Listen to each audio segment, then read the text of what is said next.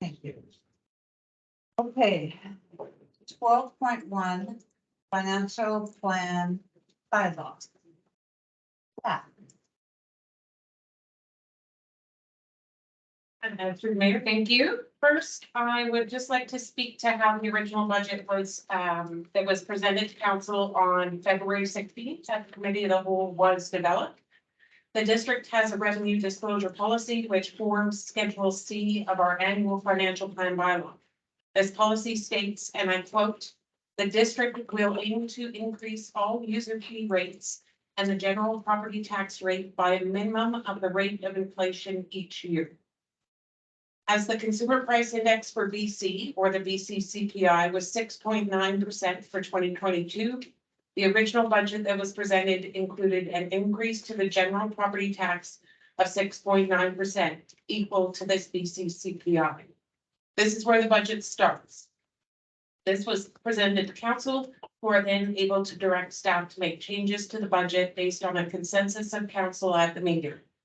Staff presented this budget alongside a 117-page budget report outlining in detail the items that were included in the draft budget.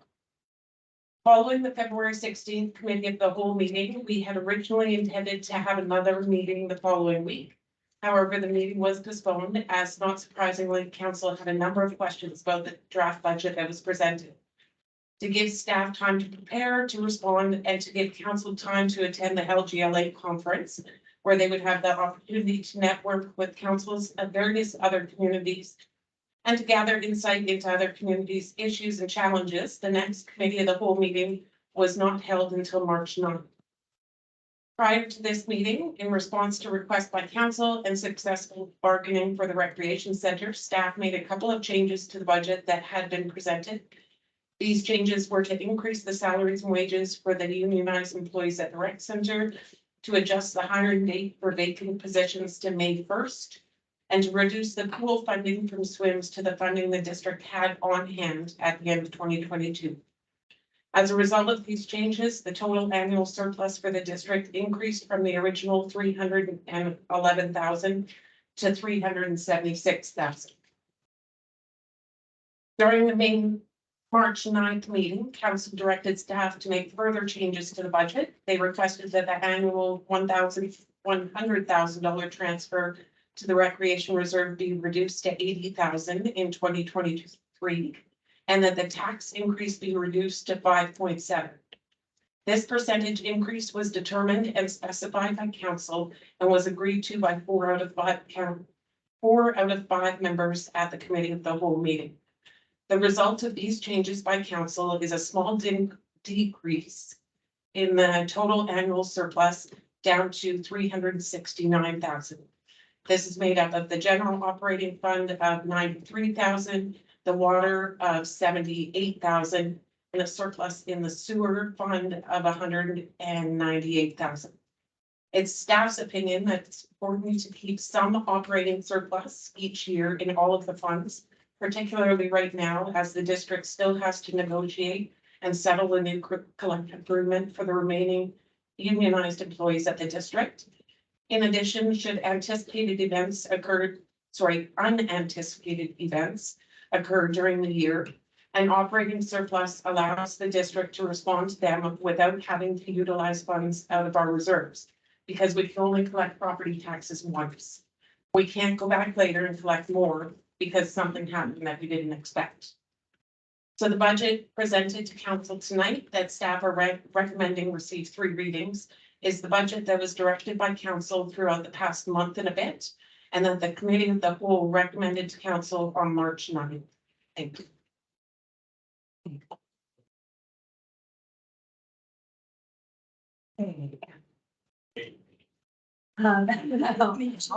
Before we get started, when our financial plan comes out, it comes out with the inflation of 6.9% this year.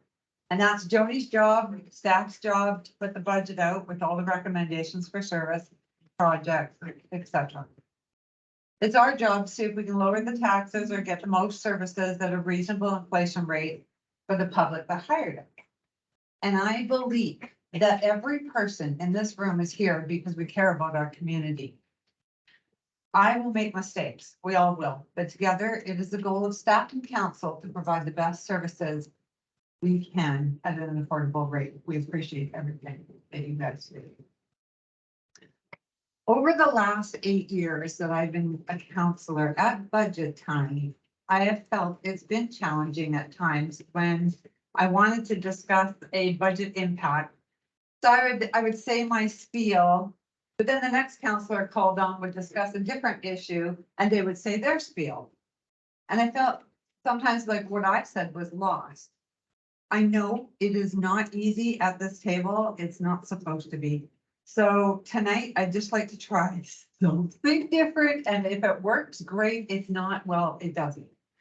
So if any time that we want to change something in this budget, let's put it on the table, discuss it, either make a motion to change it or let it stay as is, but let's not move on to the next budget item until we've discussed whatever we want to discuss. So if we're going to discuss the pool, then let's stay on topic to the pool, figure it out. Leave it as is, change it, make an amendment, whatever. But let's take one subject at a time and just kind of block it. So that's what I'm gonna get staff to help me with tonight. So first of all, we need to introduce the first and second reading so we can get it on the table so then we can talk about it. And then I'll get us started by something that I would like to perhaps amend. So I need somebody to move that the financial plan bylaw number 2023-006 be introduced and read a first and second time.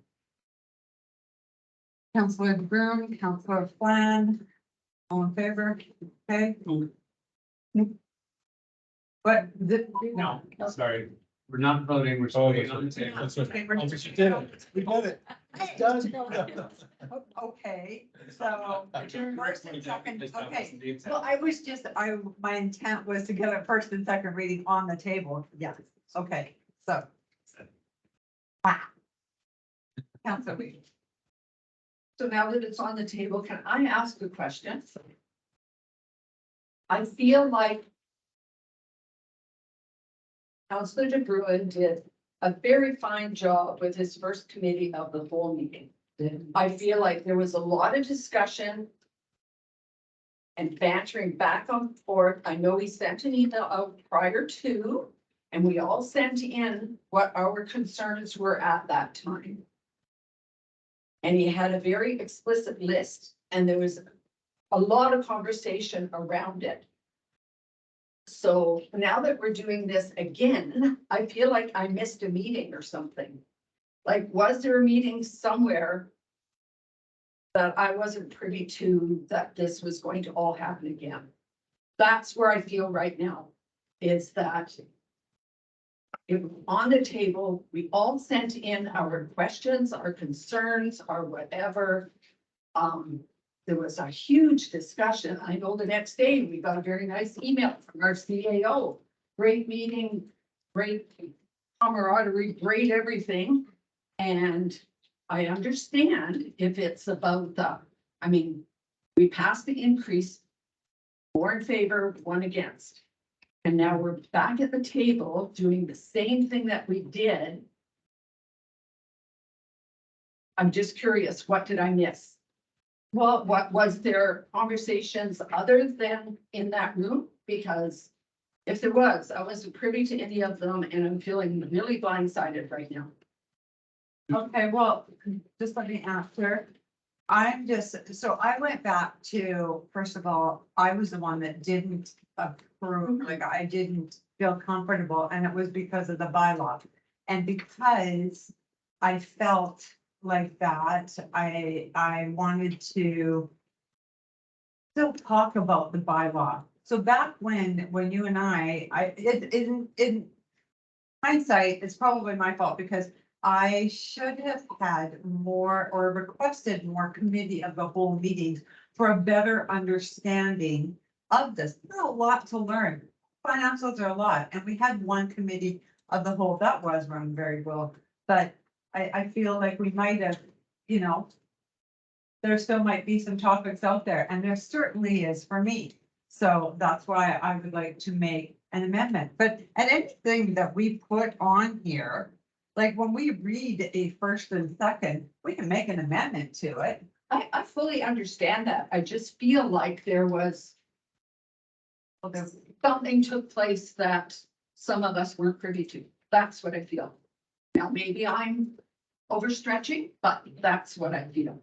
That there was conversations taken place after the committee of the whole that, and like I say, we didn't need to stop where we stopped. We could have kept on going. Rolf was doing a great job. And, I understand that we can make amendments, but if there was something that was bothering you that particular night, why did you not put it on the table that night and have that discussion? I'm just curious. Because I didn't want, well, I was gonna read it, but. You want me to move forward with that?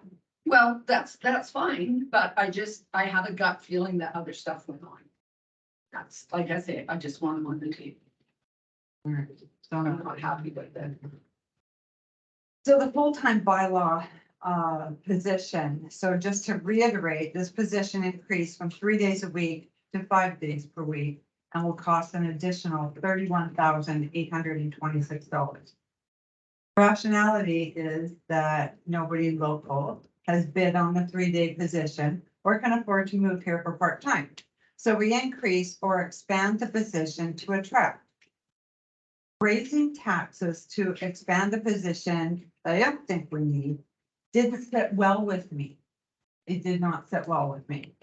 So therefore, I wanted to come back and I wanted to bring it up that a suggestion that we create a 5-day per week position to attract,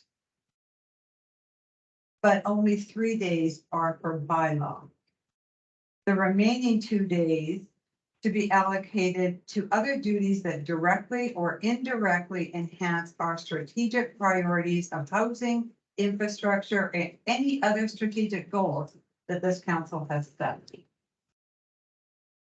So that's what I wanted to bring up. So That's fine. I'm not questioning that. I'm not questioning that you're putting something else on the table or that you want to make an amendment. I'm not. Fine, it's your right. Mayor can bring back as many times as they like, as we learned in our first term. So I was listening. I just still feel that there was conversations had. I talked to Mr. Deniger, I talked to. So I'm not gonna go there, you know, I'm not going to, I've said my piece. this is on a open meeting, like we can talk about anything. I on an understand open it's meeting, on and But I are you asking understand if that. there was a closed meeting without you? No, there No. was not. No, I'm not asking if there was a closed meeting without me. I am asking if there was conversations had between the mayor and councilors via phone, via email, via text that I wasn't included in. Because if that's the case, you should have called another committee of the whole to get this back on the table. Well, if the, That's where I sit right now.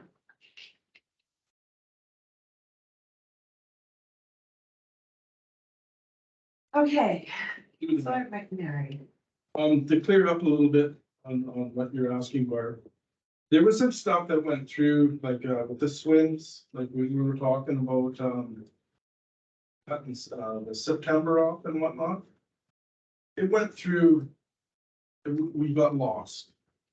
You know what I mean? I think we got lost. Because for the simple fact, I wanted to take September out of the program.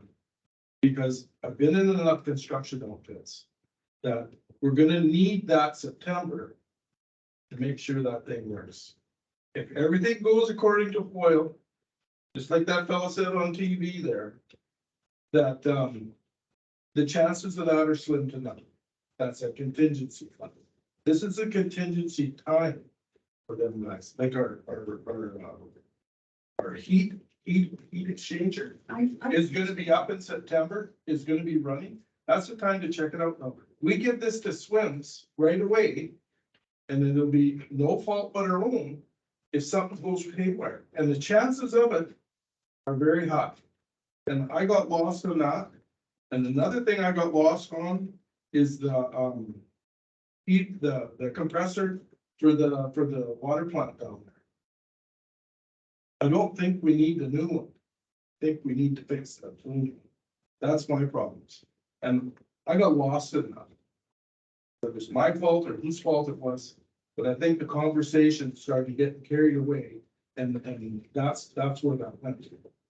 I love the swims programs, but I do believe if we're gonna make a decent decision here, they need to give us September to deal with that. So when they get their kids swimming and whatnot, like their grandkids that go in there and swim and everything else, I'm not against it. We need to be able to make sure that thing is functioning properly. Because if it goes down, then what? If you go down in December, we have It July, could, but we have if- July and August. to We're do that. changing stuff. I've worked on lots of construction jobs. They're changing stuff. I understand that, Councilor McNary. And I'm just, so did you have a conversation with the CAO as well? I never did. Okay, so let's get this back on track. I'm going to make a motion for the bylaw position. And I'm hoping that one of you will second it. And then I'm hoping that we can have a respectable conversation regarding it. So the motion is that we create a 5-day-a-week position to attract a bylaw person with 3 days of our bylaw and the remaining 2 days to be allocated to other duties that directly or indirectly enhance our strategic priorities of housing, infrastructure, or any other strategic goals that this council has set. Will somebody second that? Councillor DeBruin. Conversation. What do you guys think of that? Or, Patty's first. okay, plan, sorry. Through the mayor. Bylaw, yeah, I do. I've been sort of 3 days a week, 5 days a week. I don't really feel that we do need the 5 days a week. We definitely need the 3. But as you said, and I had mentioned that previously at the other meeting, I feel that we can do the 5 days. And then as staff has said, we've got such a backlog of bylaw and everything else there that once that was, it's probably going to take quite a while with the backlog, who knows. Once that is caught up to date, then I agree with you that having other duties as well, which I hate that put in a job description or anything. It's a really horrible phrase, duties as needed or anything like that. But yeah, to do the 5 days, but once everything is caught up, I'm not sure could something to work extra with bylaw or fire protection services or something, and that even helping with development. Not too sure there. So as I said, I think we only need 3 days, but where we are right now, I agree with staff that we should have 5 days. Did I answer that in a really horrible roundabout way? Mary? Is it all right if I ask Darren Leakey what his thoughts on the extra 2 days might be, or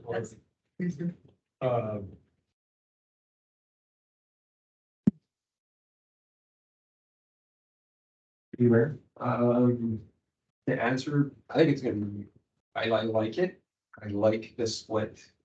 Finding the individual that will be able to fill that role that has those experiences. Now, I'm struggling to figure out how do we fit that in the council's goals.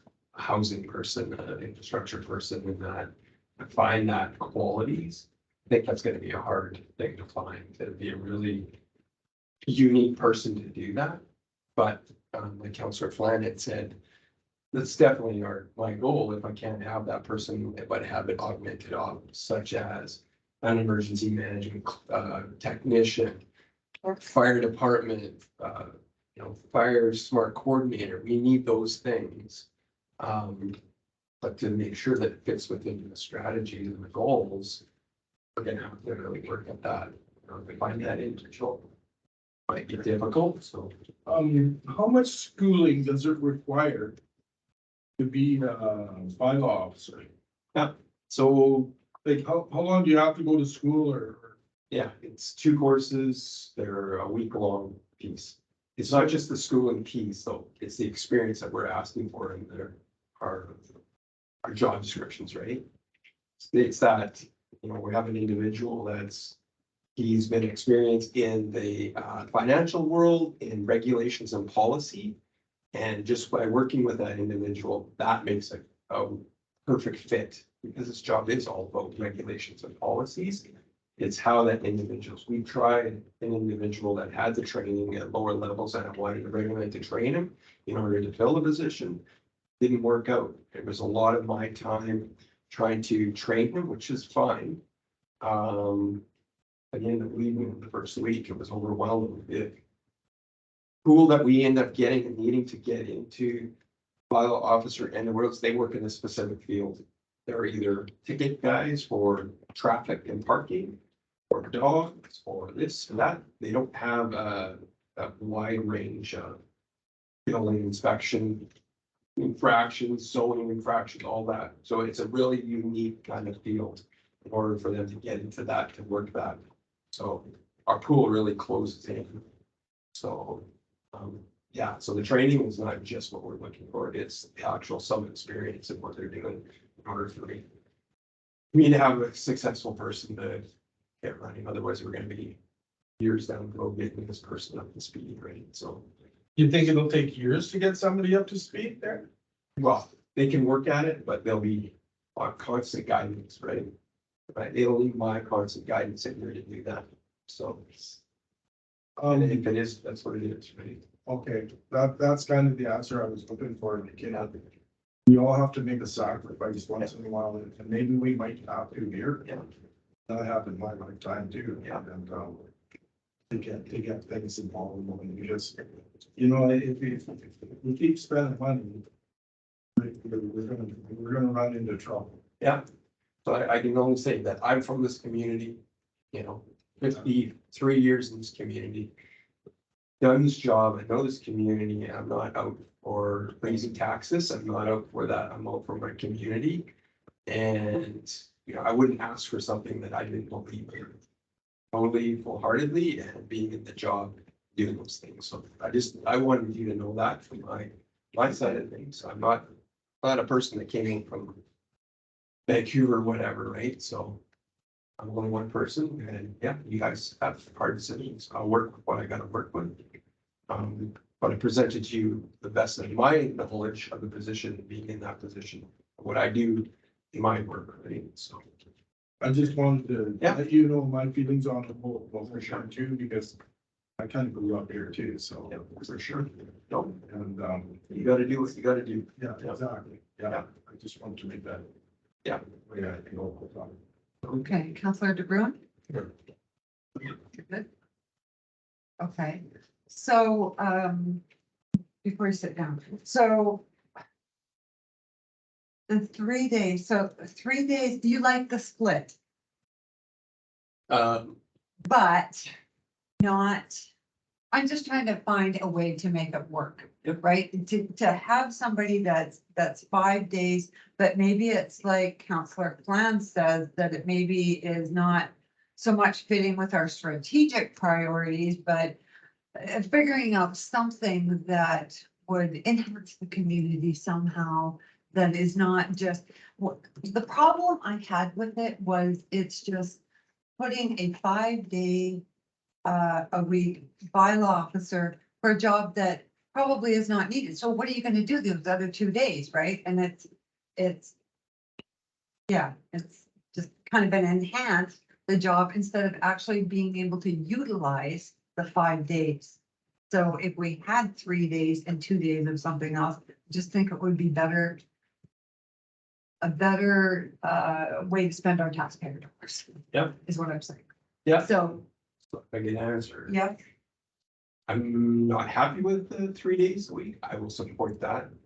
And again, I did work as bylaw enforcement officer for the district, so I have actual experience in doing that. Now I'm a supervisor in that and seeing. But like I said, I will accept council's decision on that. Yes, definitely a multi-purpose job, but we can do those things and be allowed to move the job description, whether the union will allow us to do those things. That's another thing to talk about. And how we do that, but we can be creative, right? So I just, like I said, I strongly believe 5 days a week. Like Kevin and myself and the planning clerk, we all dialed into that stuff as well, and that's all part of other jobs that we're hoping to alleviate that so that they can get onto their jobs as well, my jobs as well. That I can't do my administrative stuff because I'm doing bylaw stuff that bylaw officer was supposed to or would envision and taking over, speaking to lawyers, speaking to all those things that we're doing on their behalf. Yeah, but like I said, I understand, I totally understand, right? So, but I just wanted to kind of plead my case and see what council says about that, so. Is there any further comments, questions? Councilor Reed? Through the mayor, so it's not changing the budget amount at all. No. Certainly.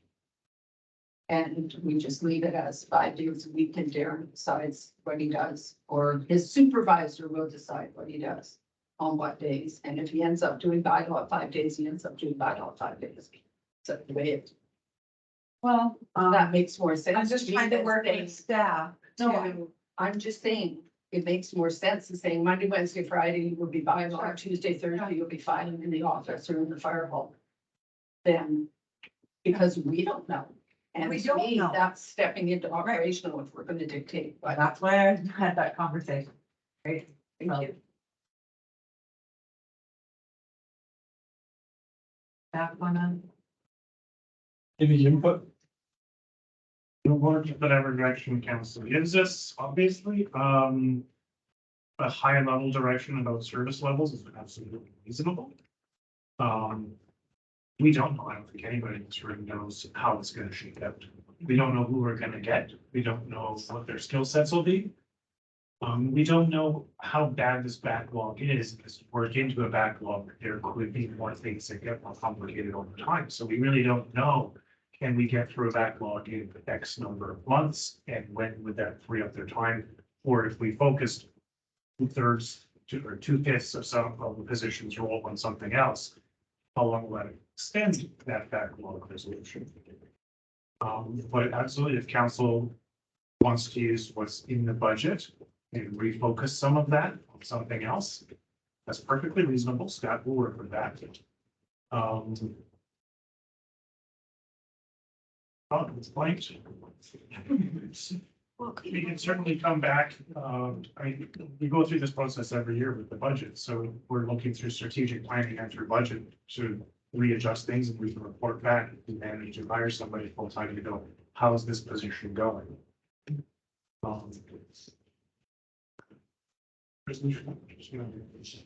can I ask, like Counselor Flan said, is it plausible through the union to write a bylaw officer job with and any other duties? Like, I don't know, Yeah, creating roles and defining job description. because you're gonna have to create a new role, right? Yeah, so that would be management has certain rights, some things have to be negotiated with the union. If we want to change it in the future to adjust, we have that right, some negotiation. The challenge comes in and QP will ask for market rates for that position at the time that something changes, so it could affect budget at that point. So that's why I can time those adjustments during budget discussions. Work it into the existing process. So it's a matter of how the whole of council, majority of council feels about allowing staff to move forward with a full-time bylaw position now, and report back and maybe adjust later. Or is the comfort level there? Is there more comfort in it's just restricted to existing theoretical service levels, which we have to have here. And putting some of that focus on something else. All I was gonna say is that 2 days of that budget going towards something else. Right. Probably unlikely that it would directly affect strategic priorities, but it will very likely indirectly support them by freeing up critical staff time. So if this person can do the supportive roles, then senior staff can now focus on the ones such as housing. Okay. So the amendment would be that a 5-day-a-week position for the bylaw officer be put into the budget with 3 days allocated to bylaw and 2 days to other duties that directly.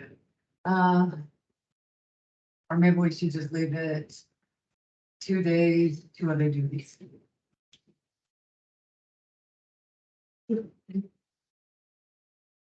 What's a good way to word that? Madam Chair, I would keep it at this because it's already a motion that has been moved and seconded. We didn't have to go one step deeper in amending it. and, Right, okay. you know, Yeah. All right, okay. But see, anything we do is going to indirectly affect strategic priorities. So Okay, so it's good then. All right, so now. Seeing no more questions, comments? Okay, I'll call the vote. All in favor? Holy crap, didn't do that one coming. Very good. Very, okay. So that was just, one, example of how, and again, I apologize for not requesting more committee of the whole meetings. And for public as well, you know, it's something that I think that I will work on moving forward so that public, mayor, council have a better understanding of, I know Jody does a great job at this. But I mean, we are just 5 people at the table and sometimes, you know, my thought process, like I said, I make mistakes. I get home and I think, wow, I should have said, or I wanted to, or this is something that I want to talk about, you know, and with more committee of the whole meetings, we can do that. So again, my apologies for that. Does anybody else want to talk about anything on the financial plan? Councilor Klein. Through the mayor, as Councillor McNary said earlier, when we were doing this the last time and things got not over, but conversations jumped around. I know when I got home that night, I'm like, what the hell just happened?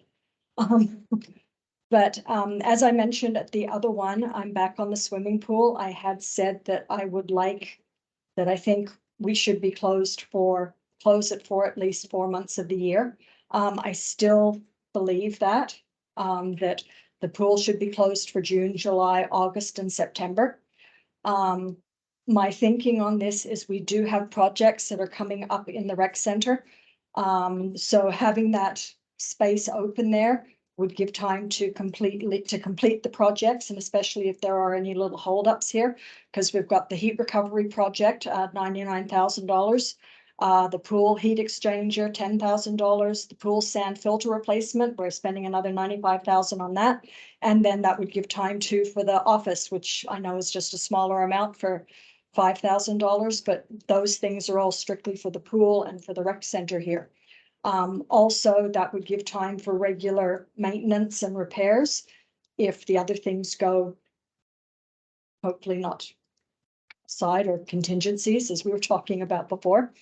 But what I've got here is no matter this year, no matter what we do, this tax hike is going to be a little bit more than what they've been done in the past for properties here.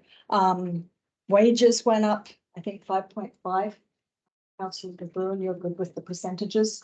No, I got you mentioned that once before in another meeting for okay. I just thought he's really good with those facts. So that doesn't really help with inflation. We've got no control over what our utility costs is going to go up. And those are going to be mailed out in a couple of weeks, I believe, right? So we can't change that percentage there. And the other thing is, we don't really know what the tax increases for our other, do you call them stakeholders for the other levies? So they're going to be coming out after we make our decisions as to what we want to do for taxes as well. So like SLRD, hospital, school board, all of them. So we don't know what's happening there, and people are hurting right now. Inflation has hit everybody hard. So I don't know, I just feel that closing the pool for those 4 warmer months of the year is going to help the committee and like the whole community, not just specific groups. It'll help alleviate a little bit with the whole community. And then, as I said before, that 4 months gives a little bit of a buffer in case something does happen that they don't see with doing the projects that we've got coming up. So that's where I'm at. I really feel that we should be the pool June, July, August, and September. Thank you. Councilor McNary. My feelings on the pool. I think we'll have problems, like they were saying, with keeping the lifeguards and whatnot, Gotti.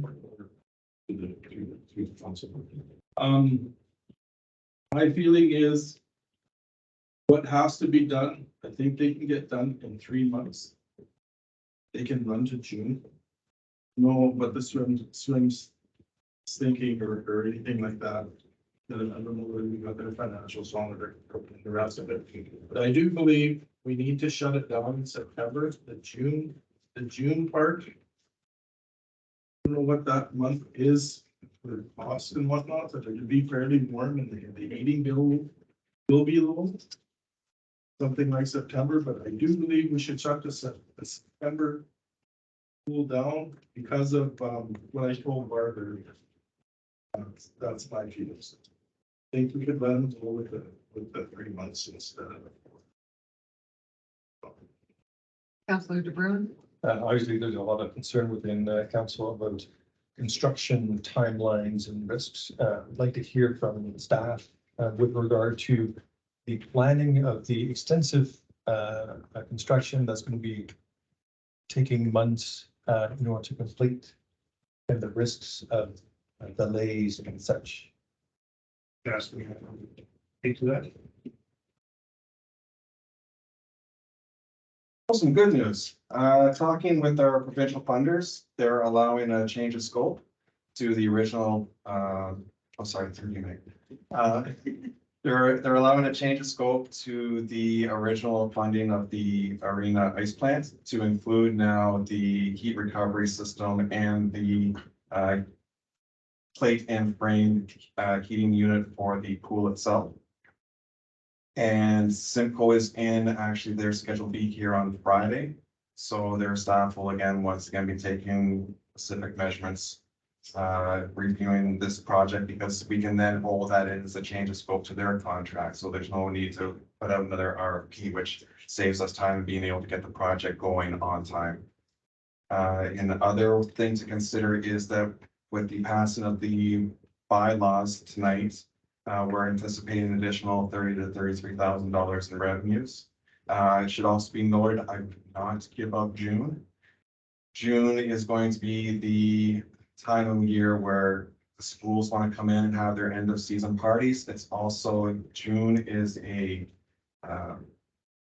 big contest from participation for the most active community in Canada. We've received $5,000 in funding from them, along with another $15,000 in funding from the Canadian Parks and Recreation Association, which I'm also using for a bunch of free for all activities focused on June to give us an added benefit of trying to win that active community in Canada. Sorry to interrupt, but my question was, what are the risks for delay in the construction project? Oh, kind of go into that. What I would recommend is do not give up on June, July, August. And then what we've always kind of typically done is play it by ear.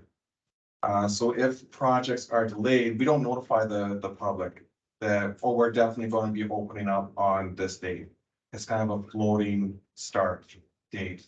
Our goal can be 2 months, but we can have a outlier goal of within 3 or 4 months and just prep the public for that. So what you're saying. So what you're saying actually is you could open it up before the end of September if everything was good? I would, Or it might, if everything wasn't good, you'd open it up into October. correct. I think we should keep it at the 10-month opening. As Brad's saying. Or a rec director or manager, I don't even know what your title is. Anyway, as Brad's saying, they can adjust. But they can't adjust to open it farther if we don't give them the budget money. And I think it's very important for the programming, for the people of the community. It just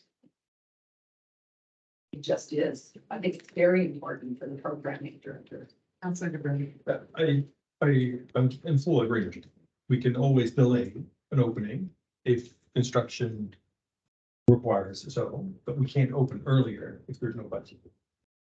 Right? If the construction is on time and council has decided to lower the service level of the pool, not to open and not to allow the kids returning to school to start their swimming lessons. And I understand that we're busing now kids from Emerton and Lytton. Yep, correct. So Okay, so we're importing kids into this community to do swimming lessons. That's what the demand is for the pool. Okay, but if we take away the budget, we can't open early. Always postpone the opening if there are delays. And for that reason, I don't. It's $5,200 that we're now discussing, right? They'll say it's $5,200. If we close the pool in September. I honestly, I think, looking at this $7 million budget, and I hear the concerns from Councillor Flan about affordability and that sort of stuff.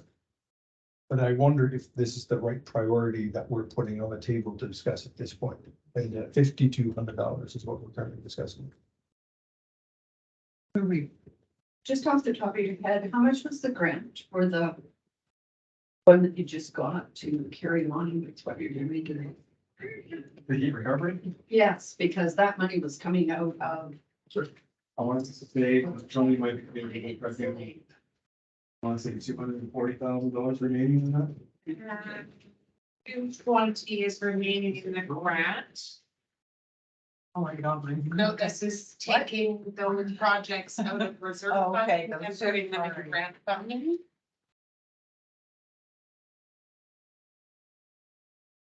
That's why I'd like to see this as like a Bible to me in finance. So we'd be utilizing about, what, 119,000, 109,000 of the grant funding instead of using reserve. So that money will go back to the reserve. It will just What we stay in the reserve. what we had. Yes. Well done. Well done, terrific, fantastic. Okay, so I would like to ask, how much of SWIM's donations are left for this year? Or is this all ours that we're covering these months worth? So in the budget through the mayor is the funds that we physically have on hand remaining from SWIFT. I believe they still have, I'm sorry, I can't remember if it was 40 or 60,000 from the 200,000 that was raised, but we physically have on hand, I believe it's 27,000, and that is in the budget. The rest is being funded by the district. So I think that goes to show that SWIMS is still vested with their own money as well. I appreciate that if you kind of gauge when we get to September, if there's a lot of people wanting the pool, or if there's, back to school kids wanting the pool, if you or not, then I I'm grateful that you, will gauge that and do it accordingly. I am fine with funding the pool as is. Because the $5,000, it is $5,000 and I get it. But maybe we can take it out of the contingency fund, I'm just kidding, Joe. No, How do you feel yourself about the September month coming on? You're running the place. I would think if there was a month to sacrifice, it would probably be that one, although at the same time, if we do get the heat exchange up and running. We'll be wasting a lot of heat at the time where it'd be nice to reheat a bunch of fresh new water in the pool. So it is the time, that is the time of year where we're August, end of August, so like first few weeks of September. That ice plant's gonna be working 24/7, and if we're able to also be filling the pool with fresh water, that's when you wanna capture all that heat and heat the pool water. And basically have zero, I mean, I love being conservative, but I'm pretty much willing to go stick my neck out and say that would be the time of the year where if you wanna see zero additional cost for heating the pool water, that would be the month. If we can get these two projects lined up in time. So September is definitely a month that you would like to run. I would love to see what this heat reclaim can do when its heating demand is going to be the greatest.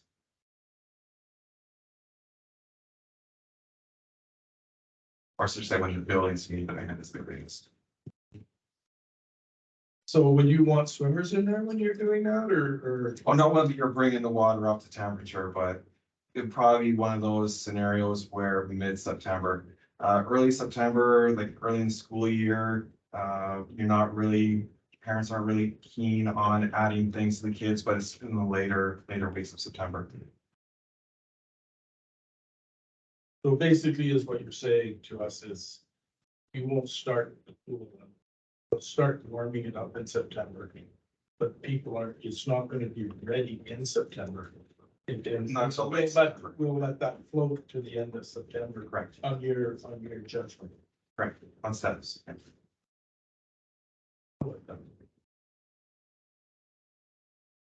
Okay, so Councillor Clem. Okay, no, that all makes sense, September and that. I just also want to add in that too, talking about this little bit of extra closure as well. I get lots of feedback from people who are concerned about the taxes and concerned about the opening, how long the pool is open too. So I want to voice other people's concerns in town as well, that they do not believe that the pool should be open for that long as well. So for me, saying the 4 months works in perfectly with all of this working. As you say, for September, October actually makes way more sense if you're having to do a longer shutdown due to contingencies. Not really liking that word. So yeah, I wanted to get that point across there as well. Yeah. As it's not just me, if people are thinking I'm targeting swims, I'm taking into consideration other conversations that I've had with people in town. And I'll say even like, we could probably put out a bit of a EA announcement through Jonathan if he's watching, regarding those two grants in particular, because that's, like I said, that's $20,000 that hasn't previously been unbudgeted. Thank you. Any further questions? Okay, thank you. So purpose is that we're good to leave it as is, then no motion. But if somebody wants to make a motion, then do so, or an amendment to the motion. Would like to make an amendment to the motion that we give staff time to get that pool up and running in September, October. Like September 1st, it's not the startup date. That they have time to deal with it. I'm worried about the construction and everything. Brad said is, you know, let the discretion go to him. Like that in there, so he's got control of when that move can start. If the budget is adopted as it currently is drafted right now, that discretion does rest with staff. And as another councilor member mentioned, if any direction comes from council right now, limiting the budget further than it currently is, that takes away the discretion from staff. So if things go really well, and there's high demand for programming, but the budget's not there, staff will lose that discretion to actually get the thing open as soon as possible. I'm gonna change here, but I'm gonna stick for closure for 3 months. For July, August, September. I would be like that. Sorry, is that a motion being put on the floor?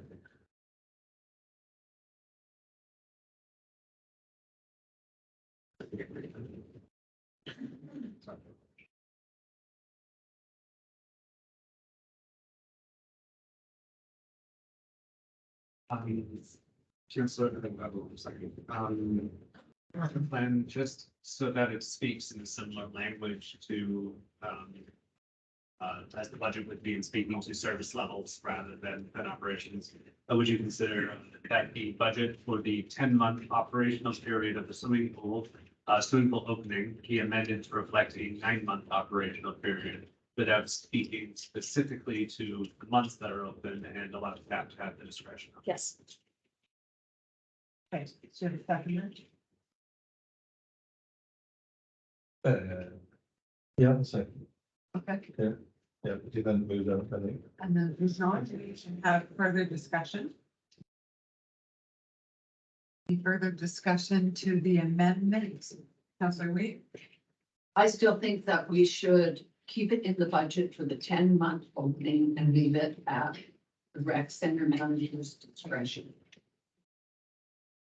It doesn't open in September, that money's not spent. So I just hate to take that month away and then have everything go perfectly wonderful in Little Wetlands. And all the kids could be in there and we have a lot of money for it. Mr. Chairman? Thank you, Madam Mayor, just as a point of order, so everyone knows what they're voting on. So this would be an amendment that would carry on to the first and second reading of the bylaw. If this amendment is adopted, then everyone will have to vote on first and second reading of the bylaw as amended, which is why I stopped you voting from it before. If this amendment is defeated, then we're just status quo, which is what the would reflect what the budget currently says, which is a 10-month operation period. Okay. Any more comments? Questions, staff? Seeing none, so we are voting on Councillor Flan's amendment of opening the pool 9 months. That the budget for the 10-month operational period of the swimming pool opening be amended to reflect a 9-month operational period. All in favor? All opposed? Defeated. So we're gonna leave it at the 10-month, it stays, so. Okay, let's move on to any other topic of conversation within the financials. Councilor McNary. The compressor at the water.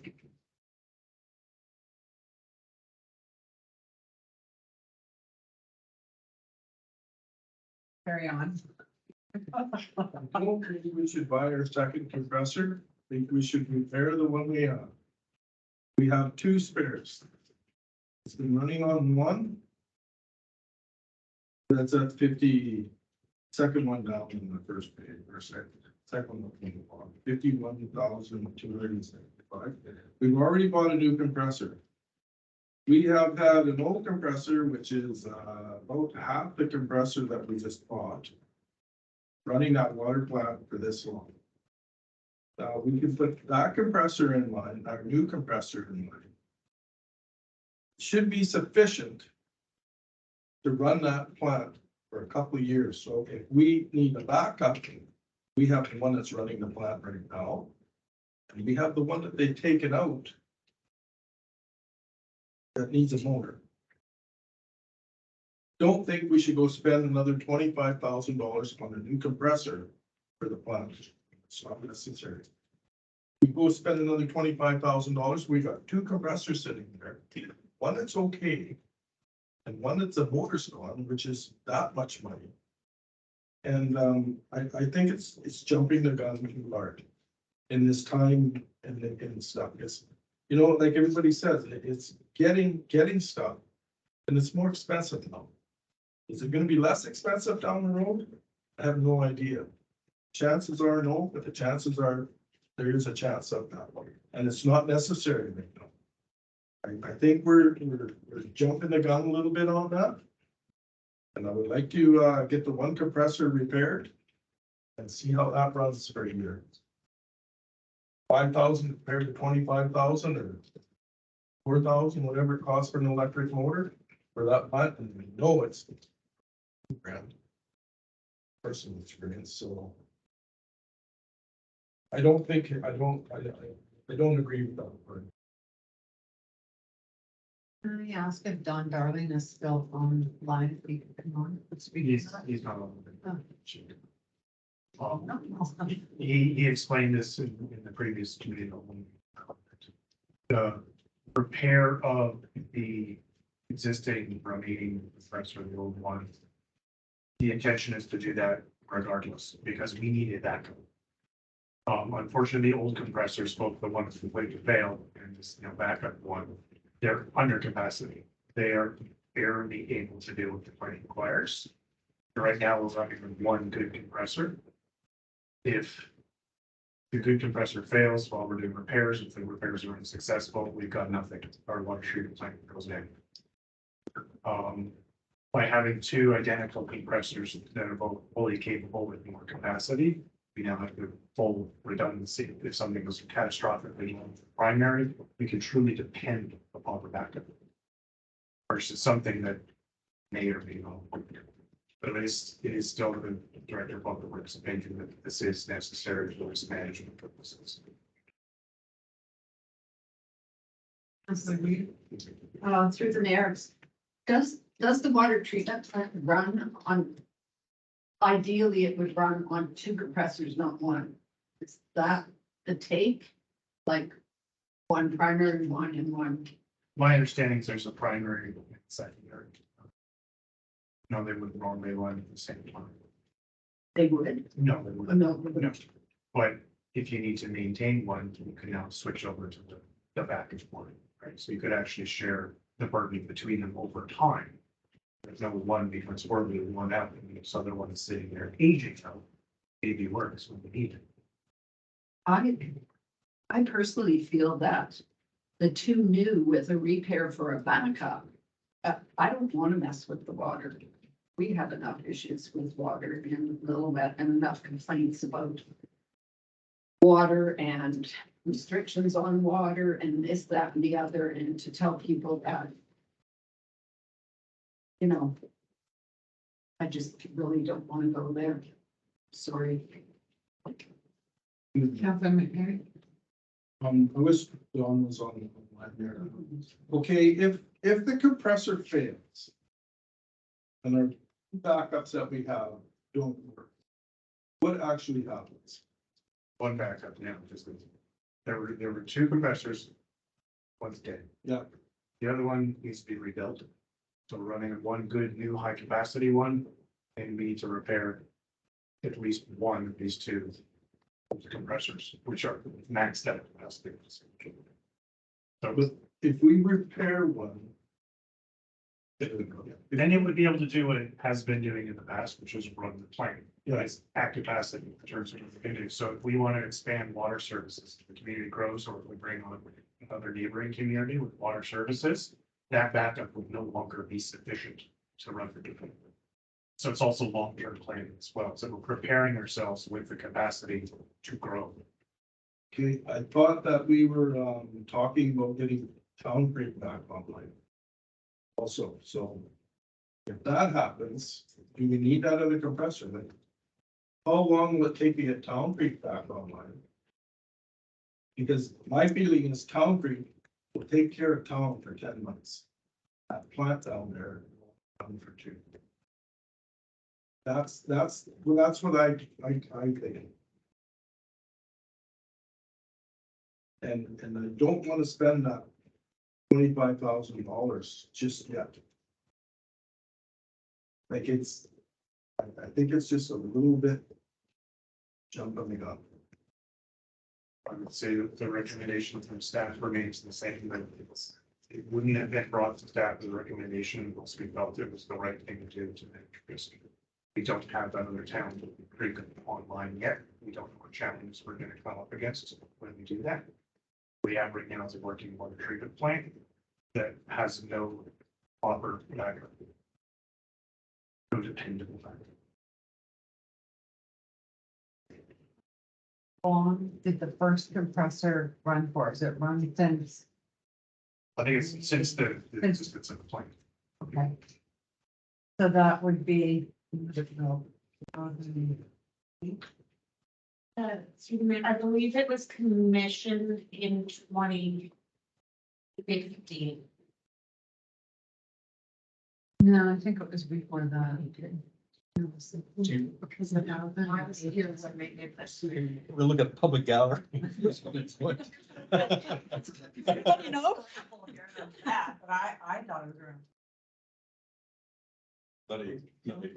Not eight? Okay. I was. Well, was so built after. we were here in 2014, so. But that doesn't mean that it was running. When I say commission, I mean it was put into service when I was already here, so it was at least 2015. So anyways, 8 years, that one compressor ran. Gave out. And now we've got a new compressor we bought. Should be good for another 8 years. With 2 backups. But with 2 backups, if we fix the 2 backups, If we fix it here, I believe one of them's fixed. one's fixable and the other one is not fixable. That's my understanding. Councilor McNary. Could we find that out? Whether they're both fixable and one's not fixable?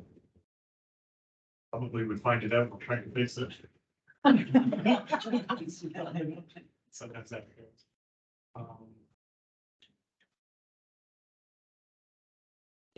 Yeah, one's good. So the remaining potentially fixable one, there's no guarantee on that. And again, it's limited in its capacity, it's not as large capacity as the other one. And if we have any hope or plans of in the community, neighboring communities, we would then not have a bunker. What happens if our air compressors fail? We have a boil water alert for till we get another compressor or get one up and running? Depends on the time of year and what water sources we have available to us at the time. Say we have Town Creek online, it's a year from now, we've got filtration for that and distribute that water, might not be any notice. Handle it. But if there's any factors that even it has to go through the water treatment plant and it's not running, then it can go onto the boil water. I think I'm going to take that chance. It's a risk management question. Yeah, thank you. To the mayor, I'm not willing to take that chance. It's like we can say that the first one ran for 8 years. And then we had to replace it. Just like you can say, I bought a car last week and it's under warranty. Some cars, the warranty is great and others, they just constantly break down, you get that limit. So there's no guarantee that that compressor is gonna run for 8 years just because the first one did. And even if it's under warranty, it's shipped back, it's still not running. So I would feel better having 2 new and a repair backup. Did I have a question? Oh, yeah, you're. Drugs lunch tonight. It's way above my pay grade. Rely on the technical expertise of those that have experience with compressors and water filtration plants to advise council as to, you know, what the best strategy is to maintain the security of our water source and well, then like 1, 2, 3, 1.5. I don't usually that. No comment. Any further comment? Okay, so does anybody want to make a motion to change what we currently have on our financial amendment? I'll make a motion. Do not buy a new compressor, repair our old one. Backup. Put that money towards a compressor. System. Makes sense. I'm going to suggest that a marriage of the financial plan be amended to remove the budgeted amount and purchase of a second compressor for the water treatment plant. And repair the old. But that would just be an operating line and then it needs to be subject to budget issue.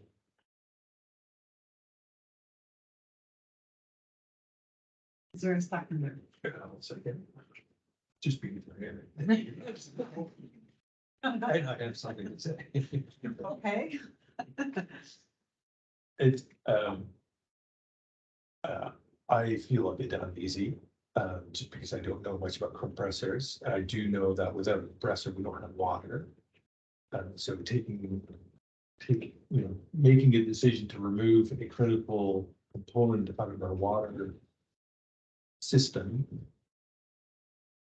where we potentially could run into a situation where we have no water, that just seems scary.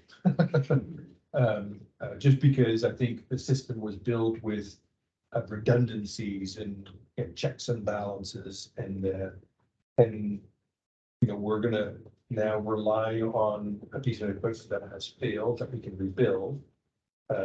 But that failed because it wasn't sized properly for the job. And like I said, I just feel uneasy, given the criticality of, there's not some landing lights at the airport that may fail or something. No one's gonna know it's anyway, but this is water. And so, like I said, I do feel uneasy making that decision without knowing the technical details and so forth. I will follow staff's recommendations in my decision. The water treatment compressor new is 51,225. So it's for 2. That was for 2 and we've already purchased 1. So this is actually. So why would it be 51 in the budget if we've already purchased 1? Because we didn't get the one until just a couple of weeks ago, I believe it was. Okay, so that will reflect in here. Okay. I don't know, I'm kind of caught because I feel like there's lots of things in the water treatment plant that can go and we could be hooked, right? I mean, to have a spare part for everything would be irrational. However, scared to death that if I don't vote for it and something happens, that water would be on me. So, you know, I hate to vote by fear because this is also taxpayers' money. And I think we should be more rational and like I said, we can't have a second of everything. So.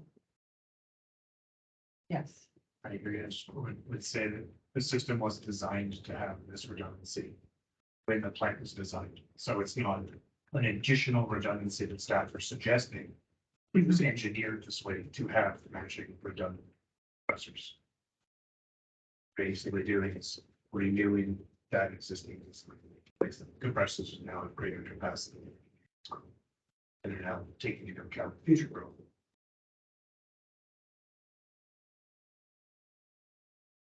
Any further comments? Okay. All in favor of the amendment that the financial plan be amended to remove the budgeted amount for the purchase of a second compressor for the water treatment plant? All in favor? All opposed? This happened once before. Happened a few times. We've all been in the boat now, except for Rob. Yeah, so. The floor is open. Would anybody else like to talk about anything on this budget? Councillor DeBruin. I will, Okay, or you go 3 for 3 or 4 for 4 or something. Right? Okay. This is my pet peeve, and we talked about it during the committee of the whole meeting, but I would like to make a motion in regards to the projected investment income as outlined on page 43 of the draft budget. On this page, it indicates that the district of Lillooet has about 13.7. Page 43. Yeah, this one, I mean, Page 43. that will be page 43 or, Oh, so, sorry, no, I think it's the. Like, it's just. yeah, this is 43. Yeah, 43.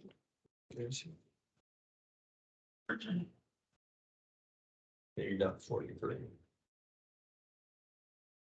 My motion is sinking at 42. No, it's not the top. 41, 41. sorry, That's okay. 41. 41. Or page 110 of the whole package. We've got it. It's probably on the. 41.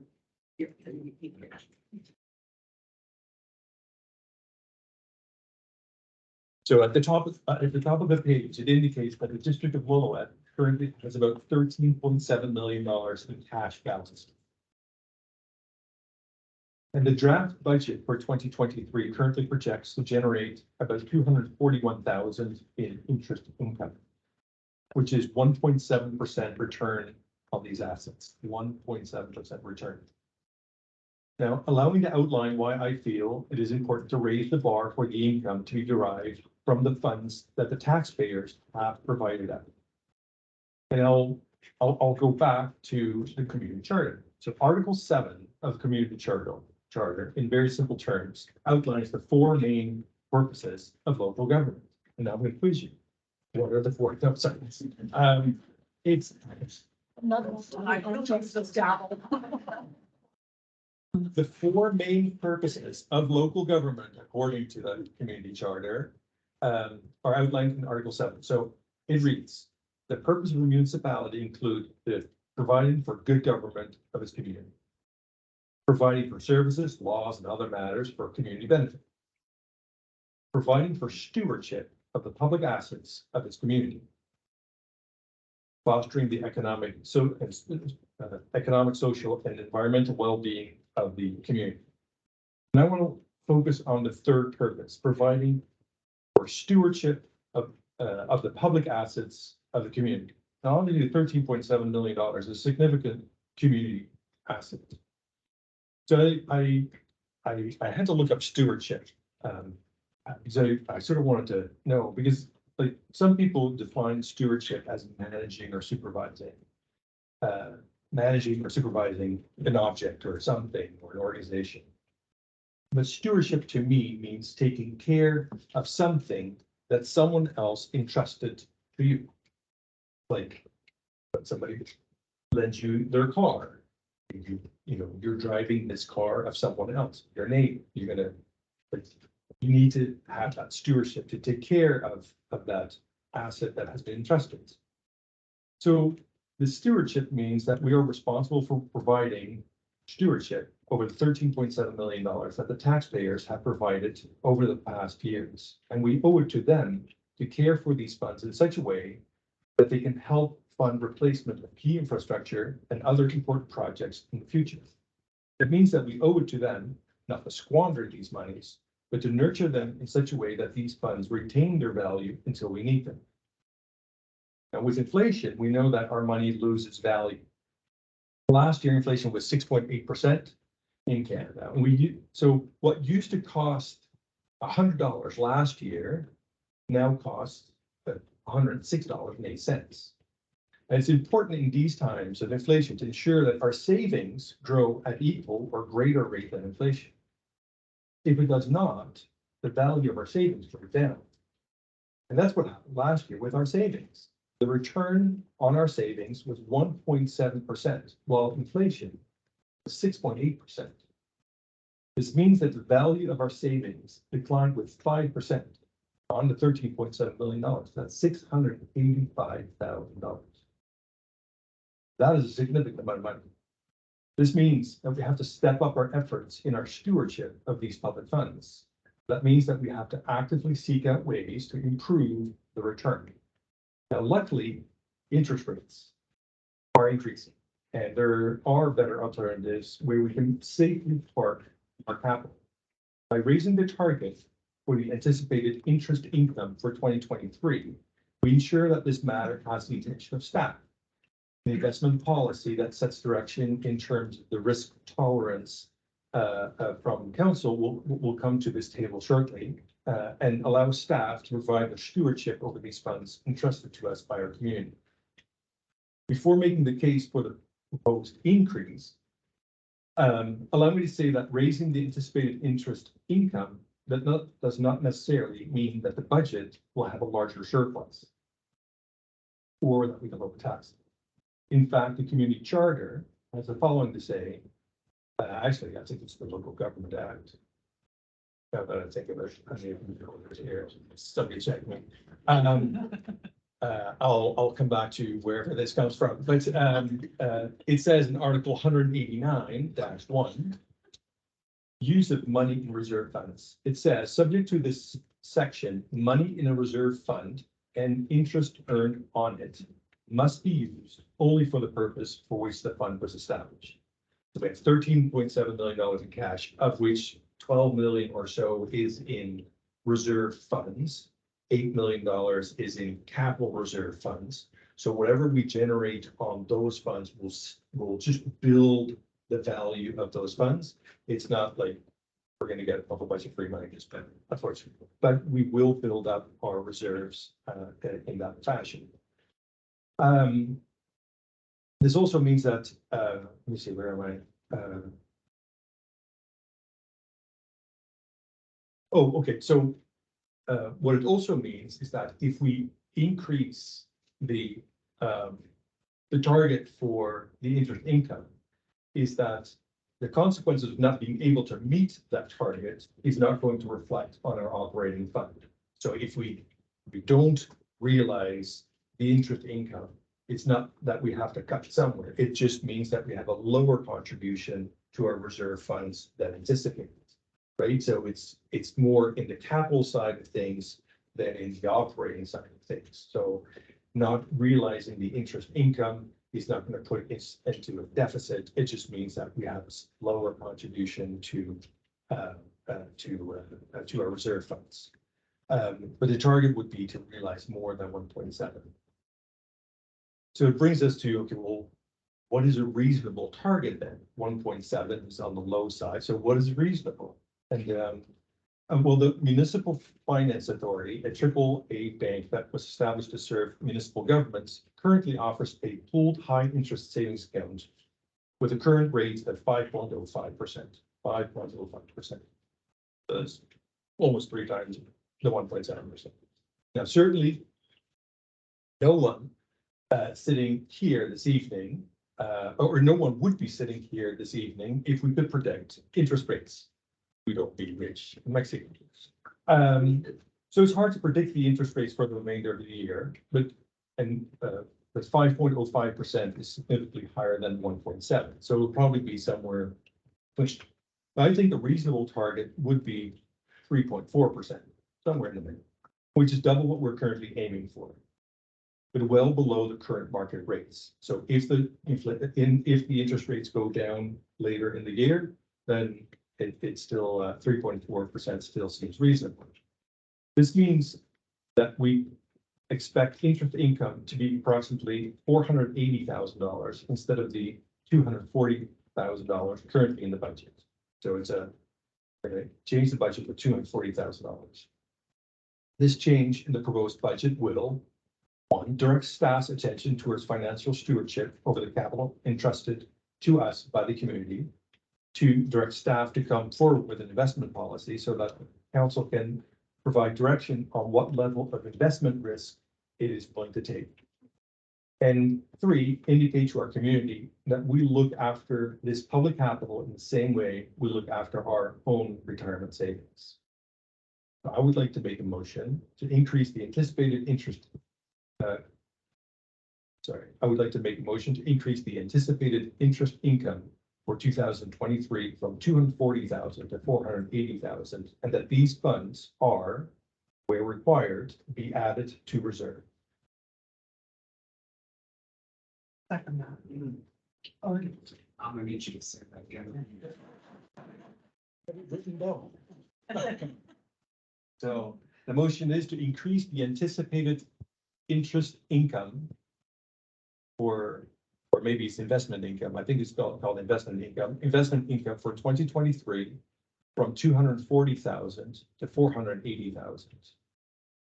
And that these funds are, where required, be added to the reserves.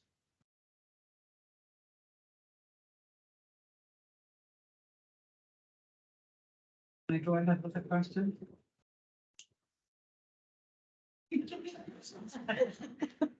Well, my question is, so in the budget of 2022, it's got 1.7, but the projected 2023 is 3.2%. Is that No, reflecting a higher rate no, of interest? that is the percentage of operating revenue. It says at the bottom, it is a percentage of operating revenue. I know sometimes these numbers are like so similar. in Oh, because relation- I thought you were taking the 1.7 to 3.4, okay. Not 1.7 is a different 1.7. Okay, are you proposing that? Like, I thought I heard there was a proposal in there to bring it back to council? As well, or? So the motion is to change the budget, Yes, right? So we'll change the budget to raise investment income, the anticipated investment income, which will likely trigger, I'm speculating here, that staff will bring forward an investment policy to council, right? is that correct? Well, let's see how those people.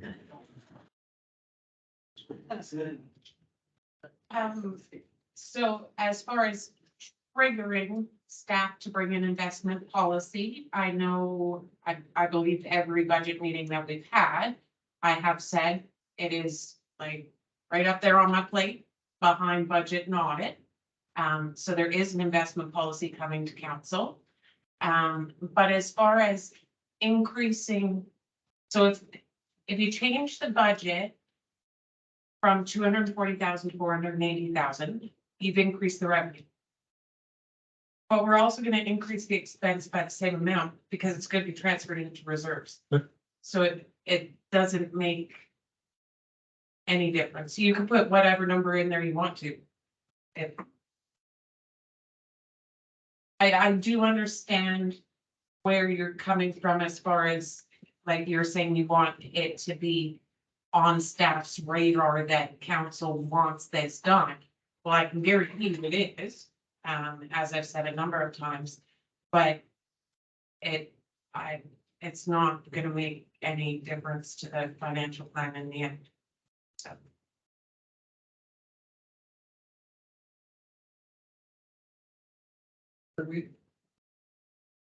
To the mayor, why would it not make any difference if it's increasing our reserves? I mean, so it would make a difference next year, not this year, or? No, our financial plan doesn't have anything to do with reserves. Reserves are they're on your balance sheet. But we're working on our income statement. Yeah. Okay. Investment revenue. But then that revenue is going to be put into our reserves. So now it's an expense on the income statement as well. So it zeroes each other out. Right. Regardless of if it's 140 or 280 or $500,000. But it's still a good move. Counselor It's DeBruin. got to be, forget money. Counselor DeBruin. I would strongly disagree with the immateriality of that, because if we raise taxes and collect property tax and decide that part of those taxes go towards our reserve funds, it's in and out. It is indeed on the operating chart. It makes no difference. It's in and out, just like investment income. But it makes a material impact both on our taxpayers as well as the wealth that we are building. So if you say that whatever we generate on income on 13.7%, 13.7 million is immaterial, then I would beg to differ. That's not what I said. And certainly not what I meant. Okay, What I said was it doesn't make any difference to the financial plan. We would still have the exact same surplus at the end. We would just have higher revenues and higher expenses. the budget, through the mayor, the budget is an indication from council's expectations in terms of service levels and performances. The $480,000 investment income is an expectation in terms of the performance of staff. And that's all that I'm trying to achieve.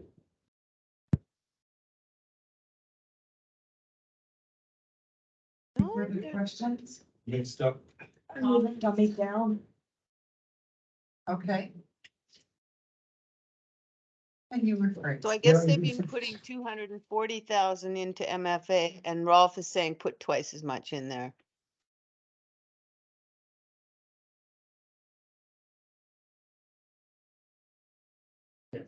Was that a side conversation? Was it for clarification? Dumb you down. So you have $13.7 million in cash. It's sitting in two banks, CIBC and another bank. And currently, or last year, we generated 1.7% in interest on it. And currently, there are savings accounts that are offering 5%. And and the budget includes a number that is anticipated to be generated as investment income for 2023, 240,000, the same as last year.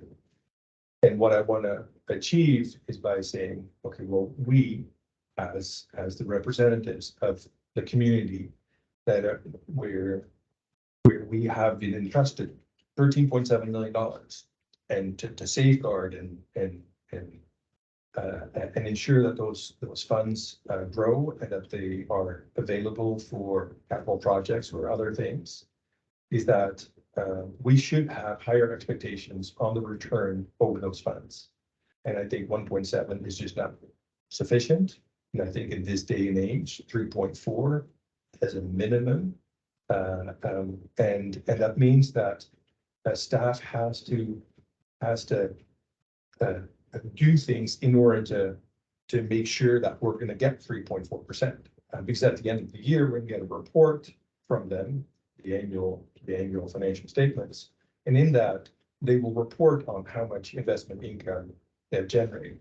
So they're not only responsible for doing water, sewer, and roads, right? But they're also responsible for managing $13.7 million, which is pretty unique because it's like not a lot, most communities are managing debt.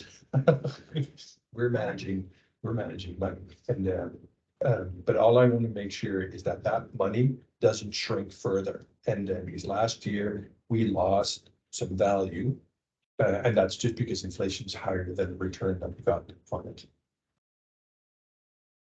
Does that make a little bit more sense? Little bit.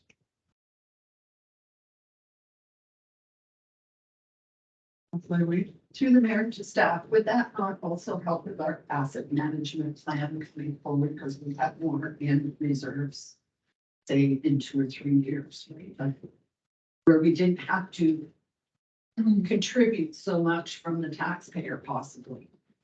And maybe that makes it a little. Absolutely. Any return on our investments is beneficial to everything, really, because it directly funds our reserves and surplus. With an investment policy, which is coming, it outlines for staff so that we know council's risk tolerance. Are you more into making sure you protect what you have, or are you more into getting the most bang for your buck? Right? Without that, we don't know. But regardless of an investment policy or non-investment policy, if we I just lost the word, recognize more investment income than we budgeted for, then yes, that means that we're feeding more into our reserves than we anticipated, which is available in the future for our asset management.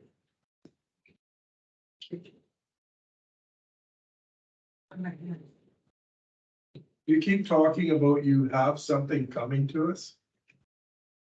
Yes. Is that what you're looking for? No? Or do you want to put a number on it?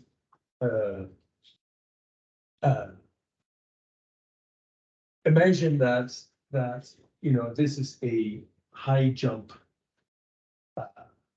competition. And all I'm doing is I'm raising the bar a little bit. And what Joni can come with is a strategy, story, but it's sort of a, or in order to clear the bar, I need to do this, that, and the other. And then she's gonna come to us and say, is that a good plan? And we're gonna say, sure, that's a good plan. And, but maybe eat some more cereal, because that'll help. And ultimately, if with those instructions, she's not able to clear a bar, it's our responsibility, right? But all I'm doing is raising the bar, because I think in this day and age, that's what the community expects. We have $13.7 million. That's a lot of money to look after. And we need that money more than ever in order to ensure that we have money for capital replacements. And, so that's why I think it's important. And back in the day, when inflation was 2% and interest rates were 2.5%, it was all good. But now we're in a much more turbulent financial period where you've got inflation and interest rates go home. Banks are going wizard. Right? That's so I think we need to raise that bar, and I think we need to ensure that we generate sufficient returns from that, because we can make good money off of $13.7 million, right? It should generate, it generates what, 10% of our taxes, right? So,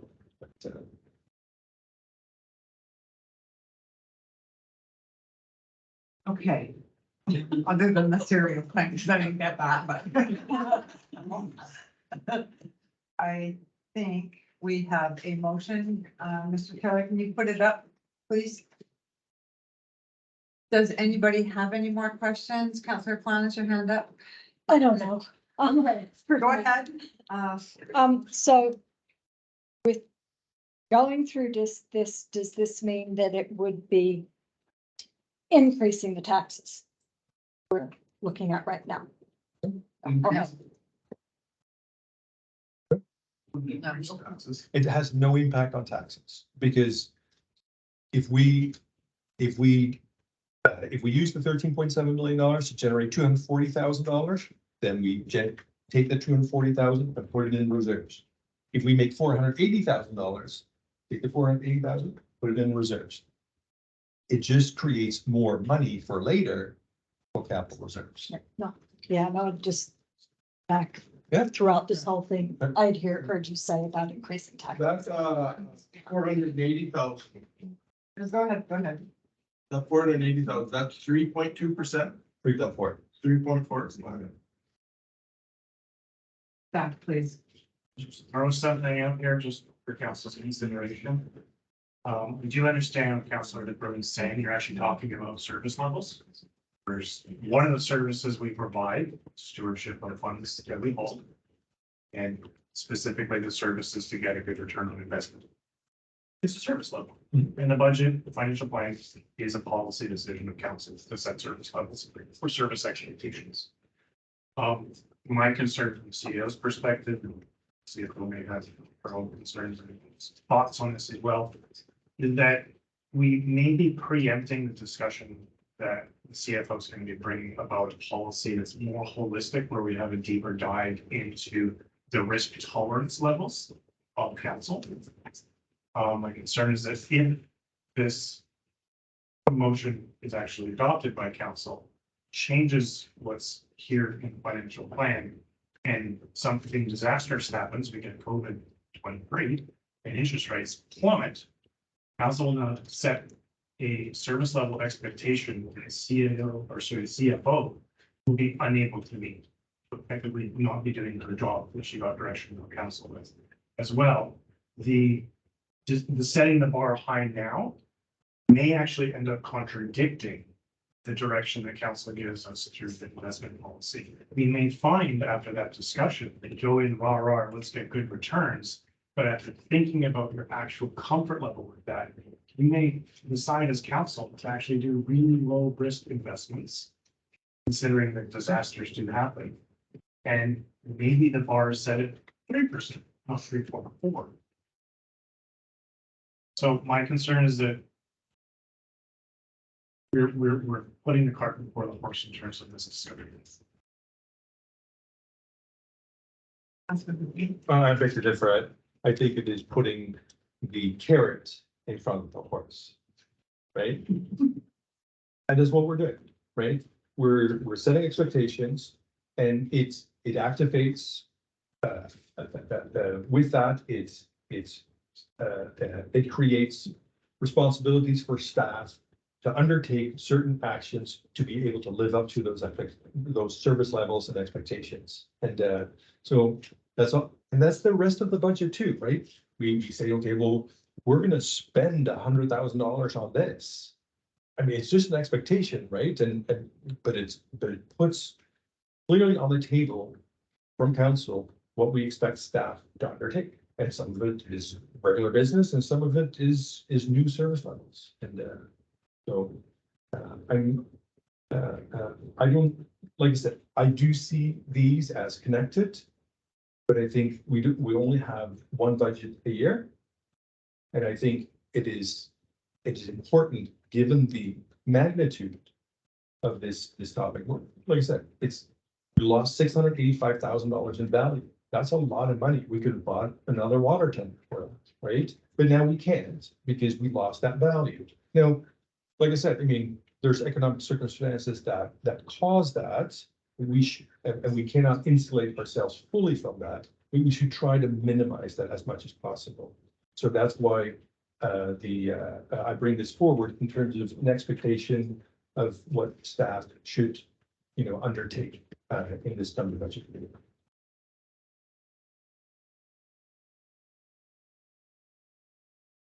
There's a question. Gary?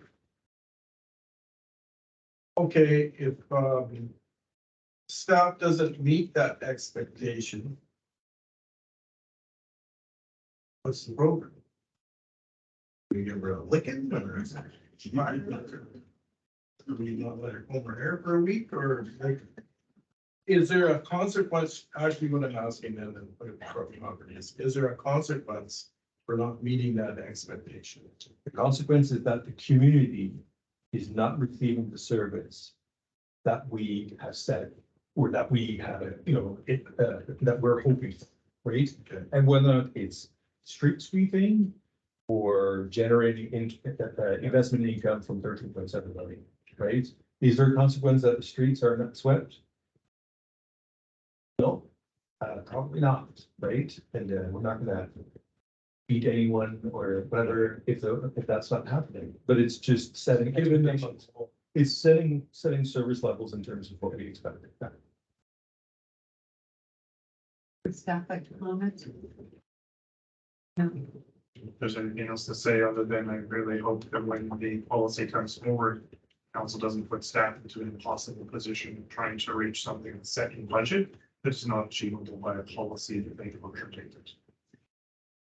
Councillor DeBrun. And at that point, we always have the approval of a bylaw amendment. And I would invite staff to indeed bring that forward if it feels that there's incongruence between the budget and the investment policy that's been brought forward. Is the, for, like it says, anticipated investment income for 2023 from 240,000 to 480. That 480. Is there a way that we don't have to actually put that number in it? Because now we're striving to get 480, correct? Is that our goal, right? Yeah. Is it The budget could, plausible to say 240,000 to a higher amount and these funds, like, or something that it doesn't specify what it means? Is that? staff came forward with 240, I don't know, but like, it's just a number, right? It's just a number. And if you look at the 240, like I said, it's 1.7%. 1.7%. Right now, you can get 5% on a risk-free high interest savings account. If you just put your money in a savings account, which is completely zero risk, it's 5%. And if you had, if you do that now, it's I'm all about making more money. I'm just, I don't want to put staff at risk, but as long as we can change any, or make any amendments forward. We could do another bylaw thing if things go haywire. When Messler brings the financial plan. And Yes. ETA of that? I have to make it through budget and Right. audit and then, Making that easy. So. and then as soon as I can, I would anticipate within the next 2 months at the outside. And it would come to council. Right? I'm not like setting this for later. Any more questions? Okay, I will call the question that the financial plan be amended to increase the anticipated investment income for 2023 from 240,000 to 480,000, and that these funds are, where required, added to the reserves. All in favor? All opposed?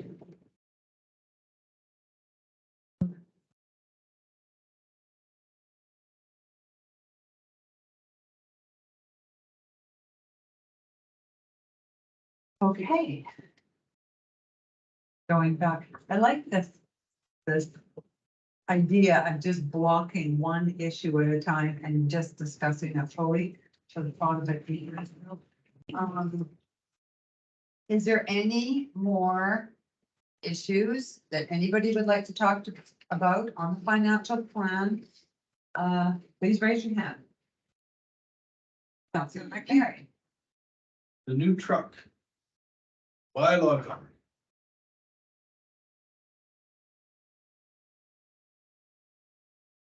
That is allocated at $40,000, I believe. All services. Okay, you have the floor. We have a truck. Little Ford Ranger, but there's nothing about it. I don't understand. Can we use that?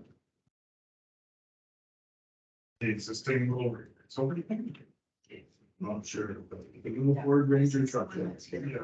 Yeah, so it's being used more and more by rec now, partially because we don't have a lot of a leak. It's two-wheel drive standard. So, fun experiment, I think, to try the one new employee who lasted 2 weeks. Ground the gears down. I can't drive it. It's an old truck, and because the two-wheel drive has actually been a challenge in getting to some properties that are city roads. So we're looking to have a vehicle that's more appropriate for all the environments that have to be covered in this community. And recreation had a need for a pickup truck that is just around town, getting up to the plate, fitness and stuff like that, or holding chairs if there's an event going on. So the truck is very appropriate for what it's currently being used for most of the time. Makes a lot of sense to have a vehicle that's maybe like SUV style and four-wheel drive, so that we can get everywhere from the gym. Much about appropriateness. Okay, do we need to have that this year? We don't have a bylaw that yet. As soon as we have a bylaw person full time, there is some contracting right now. Who wants to use a vehicle? It's 1 week. They're going to need a vehicle. So it makes sense to get it close to when we're getting there as possible. Having them drive around with the vehicle that might need that the next where they need to go. We do buy used vehicles. We're not out there buying thing on a lot because it's shiny. We buy the best used vehicles. Checked out. Fire trucks that can't buy. Pickup trucks, yeah, every pickup truck's a different purchase. This been well used. Through the mayor. I guess to our fire chief, that vehicle also had equipment in it, did it not? Like computer stuff or something, like for the bylaw person? Yes, we have a laptop mount in it, but it could easily be taken and put into a different vehicle. Right, no, I understand that, but I'm just wondering, like in a pickup, how much, like, okay, you have a laptop mounted, does it have a printer and stuff? I just vaguely, like, through the years, the things that went through so that they could do their letter while they're there instead of running back to the office and, right? So I wasn't sure exactly how much was in there. Yeah, correct. And that's that's the intent is to be a mobile office for the worker to be not at the office. And it does have a mobile printer, a laptop where they can on, like the police officers, that's their office and they'll continue around being more effective in patrolling and all that kind of stuff, right? So in the Ford Ranger, there wouldn't be a lot of room for this. right? No, it was real tight. Yeah, it was absolutely tight. So Yeah, that's funny, burning my mind. Okay, thank you. Councilor Fun. My thoughts were just why we were looking at an SUV and not a small pickup or something. I'm just thinking of bylaw with dogs and this, that, and the other. It's easier to hose out a pickup than it is the back of an SUV. Was there just a reason for the type of vehicle or? yeah, most of our stuff through here is the dogs are in cages or in kennels. So we don't actually put them in the back of the truck. It's actually in a kennel. So it's safer, it's more humane now. So yeah, the kennel just comes out with that. So that's why I hatchback tape style put this in. Like I said, we're trying to, we haven't done a lot of animal control, but we want to get to that point, and it would be set in the back area. So it can still carry animals, and it's an air conditioned kind of environment for the animal as well, right? So Can't just put them in the back of a. In 40-degree weather. Exactly, yeah, so. I just asked a follow-up question of my own staff member. Is the pickup truck very air conditioned? It is your. That must be fun in summer. Oh, thanks, Aaron. Sorry, 250 air, there's 2 windows and 50 below. Another consideration. Old school air conditioning. Councillor, If we make a decision for this vehicle, do we have to buy a vehicle that wouldn't be good for more than one thing? Driving the bylaw guy around, like, could we buy a pickup or something? That if something goes haywire, he can follow it there, he can use it for here, it's gonna be, blank for 2 days. Can we use it in another instance? If we get a SUV or something like that, that's specific for that kind of a thing. Loading chairs in the back of an SUV isn't, not ideal. Services. Thank you, Madam Mayor. I believe the thought behind this purchase was exactly that. We do already have a multi-use pickup that is often used by the building inspector. But that vehicle could go either to bylaw enforcement or someone else who needed a pickup at that time. And then we could use the bylaw vehicle for building inspection. So we do trade vehicles around wherever the need is. So it does benefit the municipality to have a greater capacity of vehicle types rather than just one pickup, which again, in the hotter months, if we do start doing animal control again, is not ideal. In which case the SUV would be better. If they do need to go clear something up, need to pick up, we'll just swap the building inspection. any further questions? Concerns? Being none, would anybody like to put an amendment on the table regarding the bylaw services vehicle at $40,000? Seeing none, we will leave that one alone. Go back and ask, does anyone see anything on the budget that they would like to bring up?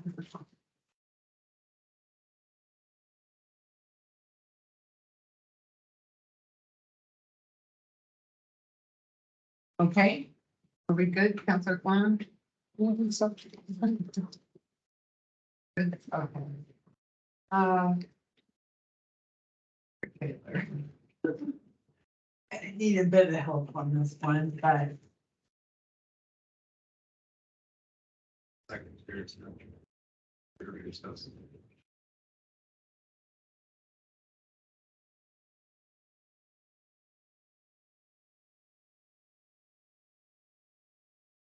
let's say good job.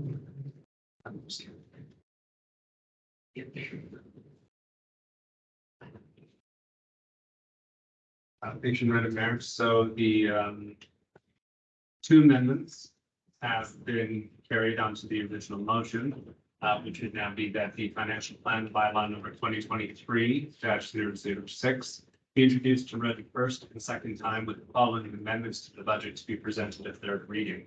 That a 5-day-a-week position for the bylaw officer be put into the budget, and 3 days allocated to bylaw enforcement, and 2 to other duties that directly or indirectly reflect council's strategic priorities. And that the financial plan be amended to increase the anticipated investment income for 2023, 240,000 to 480,000, and that these funds are, where required, added to the reserves. The motion has been moved by Councillor De Bruin and seconded by Councillor Plan, and we are now voting on the whole thing as a Okay, I will call the question. Is there any, first of all, are there any more comments? Questions? Okay, I will call the question. All in favor as presented? All opposed? Okay, carried. No. Okay, 13, any notice of motion? 14, Mayor.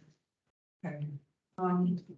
March 9th, I tuned into the MI ABC presentation, very interesting, but I'll leave that to the council reps to speak about.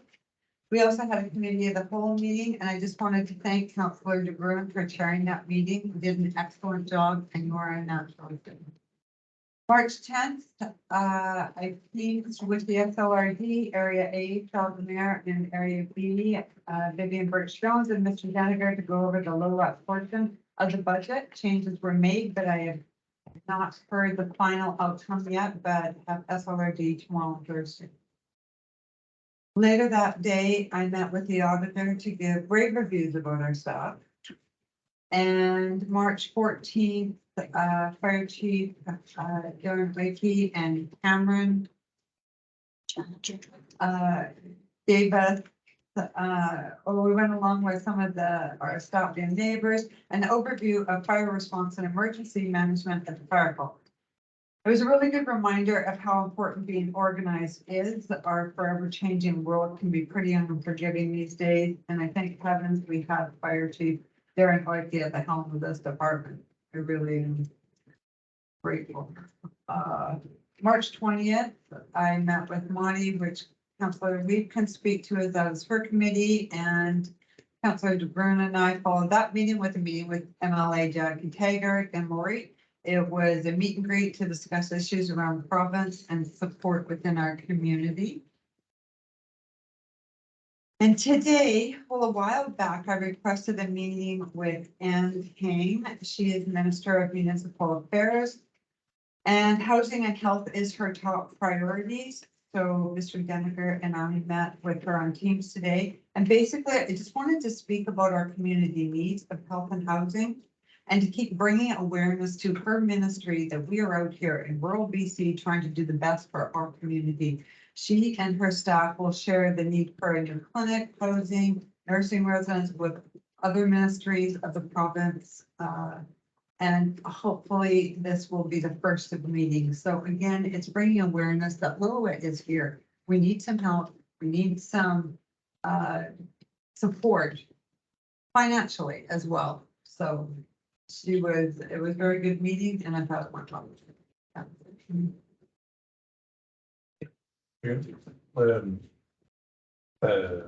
I was with the mayor at a meeting yesterday with Emily Jackie Taggart. It was nice to discuss a number of priorities within our community and hear some other about dump trucks driving around in the province with money. But gotta get on that route, I think. But and then today I had a meeting with Tool Country Community Society. The acting executive director and marketing director there has provided notice. We've also received notice from area I, J, E, the village of Clinton, that they're stepping out of Tool Country Community Society. They contribute $75,000 of the $87,000 that the TRMD provides to Gold Country. Lillooet provides $7,000, I think. Gold Country Community Society. We're providing 7,000 or something like that to them, or 6 or something. Remember. 4, but that's just off the top of it. Lytton is like 1,000. So the only remaining communities currently in Gold Country Community Society is Cache Creek, Logan Lake, Ashcroft, Lytton, and Lillooet. All the sort of outlying areas are out. I have been appointed to the finance committee to figure out some of the financial dealings. I will be spending and hopefully being able to sort a few things out that are on the radar. But yeah, I think Gold Country is sort of in an existential crisis right now. We are currently not actively going out to hire a replacement until we figure out the finances.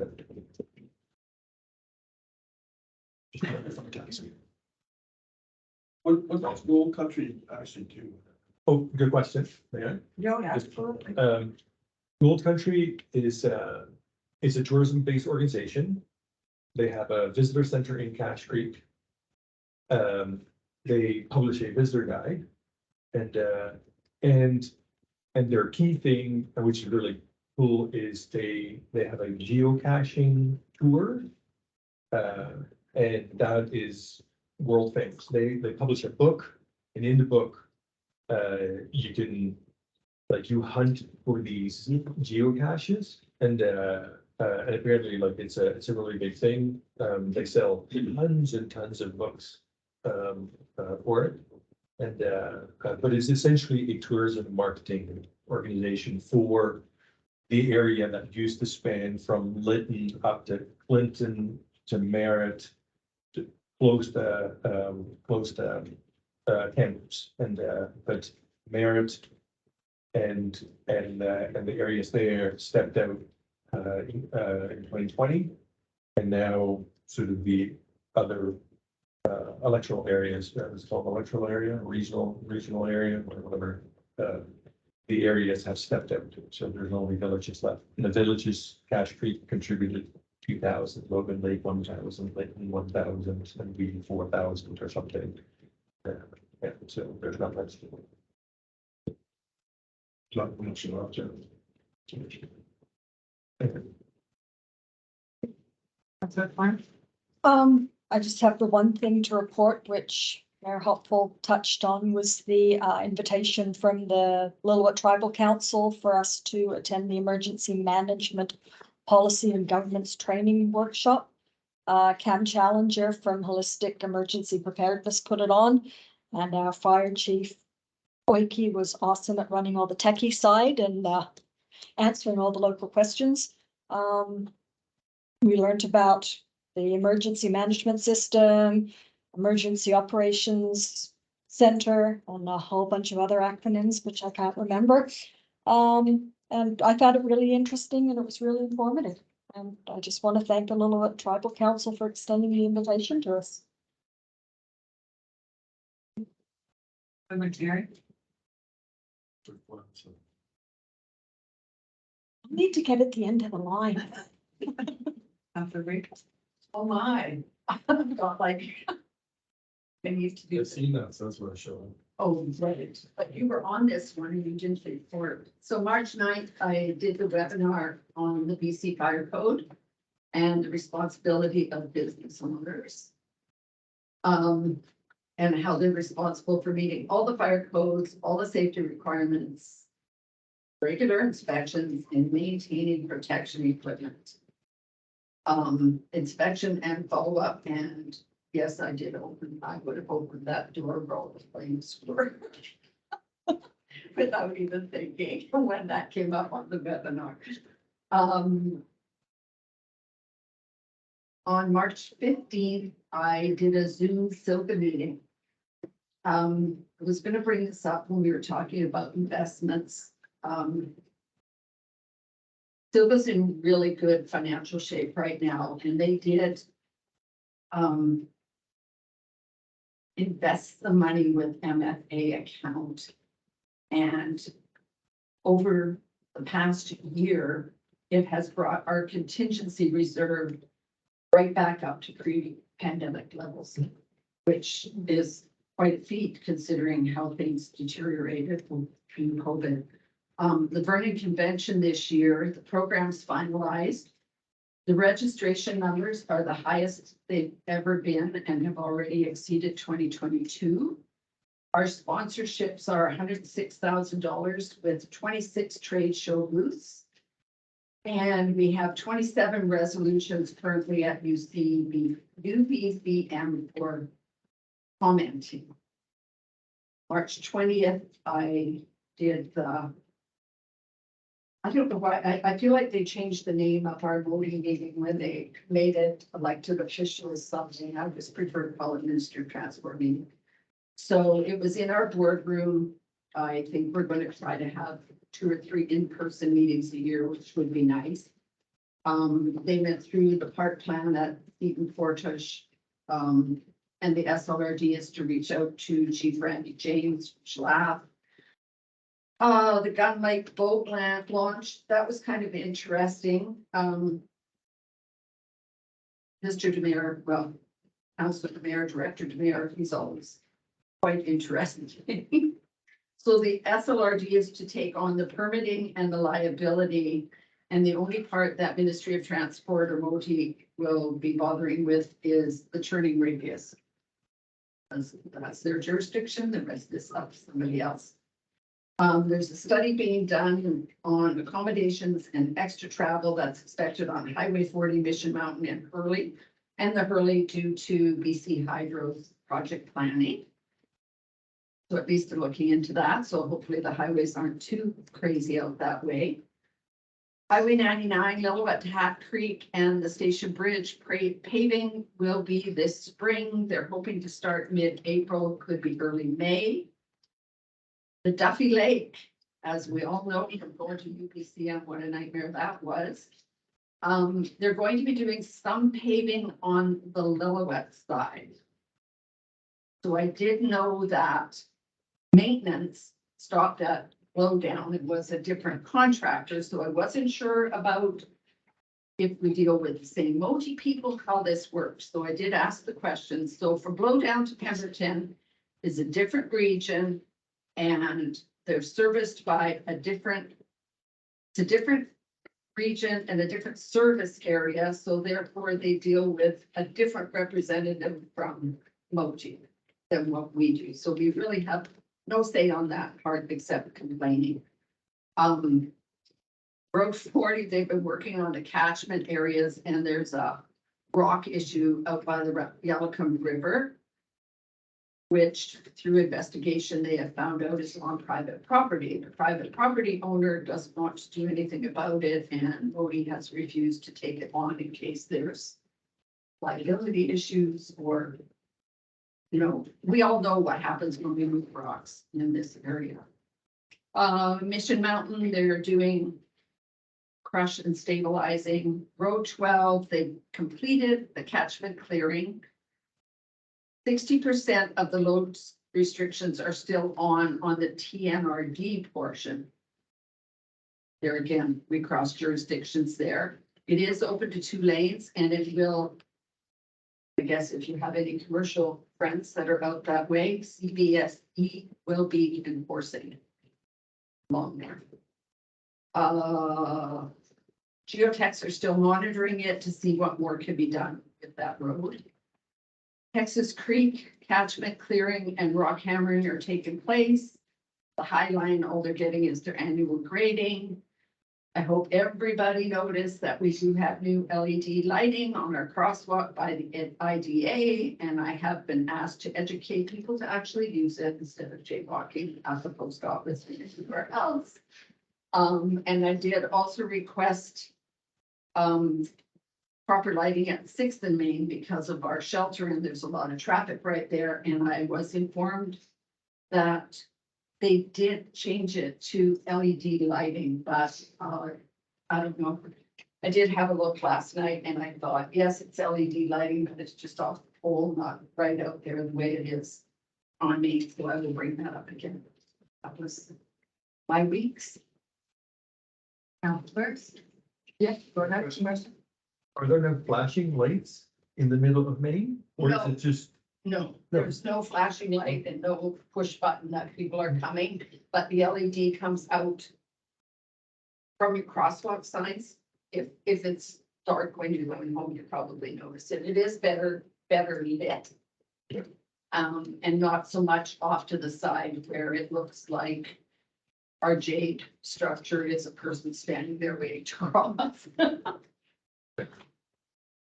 questions? 2 things. One, an invitation to all of council to come to Friday's EOC tabletop exercise. Jen putting one, if he hasn't sent you an invite, we'll probably get one tomorrow. It's not for you to be there all day, it's just to pop in and see an EOC in action. And it's kind of a big deal because it's intercommunity and intergovernmental. There's going to be government representatives of BC have this tabletop exercise, because Lillooet and surrounding communities are actually becoming the model for the rest of the province. These are working together. So please pop in between 8:30 and 3:30. Station that you know where it is. It's a general public there. But do pop in if you have a lunch break or coffee break, come and say hi to people and see what it actually feels like. And see. It's an observation session. Yes, so yeah, great opportunity to watch something in action. You can get some big ways from Victoria and talk to them. My second thing is fantastic budget discussion. Appreciate it, staff appreciates that. And we were expecting, as that conversation started, that it was going to be a very complicated change perhaps to the budget. But it's not. So if council would like to keep the timeline on track, you can actually vote right now on third reading. And then on April 4th, just go right to adoption. Keeps us on schedule. So in terms of trying something new, the CAO's report is your opportunity to say, hey, do you want to do third reading, which was actually in the agenda. It's just with all the changes, there's that potential that will require reworking by the CFO and bring it back, but it won't require that kind of reworking. It's simply a paperwork exercise or administrative change at this point. So if council's comfortable, putting it up there. Well, I liked having those 2 weeks in between, but I think we did well tonight. I think I feel better, with a better understanding. So let's go around the table. How do you feel? That's what it brings. I think we have a good budget. I'm happy to move it to third reading. Okay, Councilor Clement, Yeah, I feel better. good to move it to third. Councilor McNary, Yeah, I'm good. We've done enough planning and straight and things like that. I'm happy with what's going on. Councilor Reed? Sure. Okay. Well.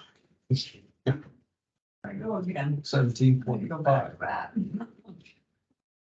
Okay, so. Would somebody, correct me if I'm wrong, but would somebody like to make a motion that the financial plan bylaw number 2023-006 be read a third time? Second sheet. First and seconded. All in favor? Motion carried. Thank you. Okay. All right. We're good? That's it. That's fantastic. Thank you. Okay, let's move on to new business 17.1. That was the BC Farmers Market letter. I believe it's on page 50. 55. 55. And I'll hand it over to Councilor McNary.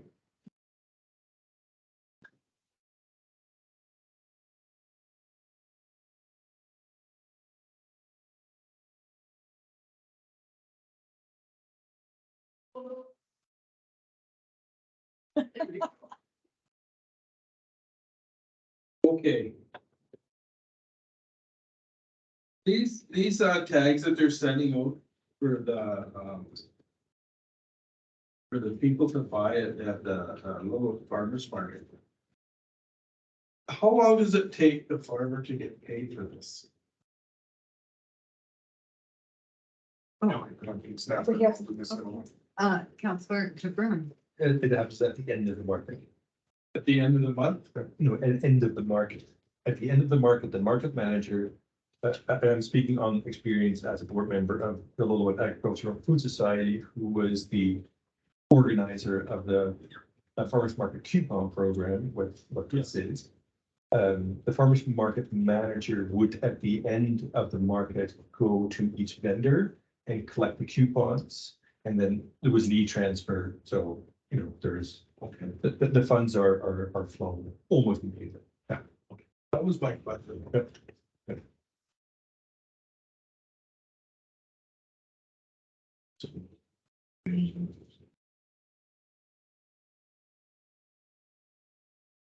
Did you want to direct staff to send a letter to say thank you? Is that something, that's what they're asking for, is we kindly ask you to send a thank you letter to the Minister of Health, Adrian Dix. Their encouragement and feedback means a lot, can strengthen support for ongoing funding for the BC Farmers Market Nutrition and Food Fund value. Councilor Reed? Did you remember? Yes, I was going to suggest that we send a letter of thanks. It's a great program. Yeah. Okay, so If I made that motion, you would second this? sure. All right, Oh, all in favor? Yeah. Okay. Yeah, I just want to say that that's pretty amazing for 30 lower income families. And also it's just about $11,000 back into our economy for the farmers market. I think that's awesome. I did too. Good job. Mary pulling that out. Okay. Word. Good. Media and public question period.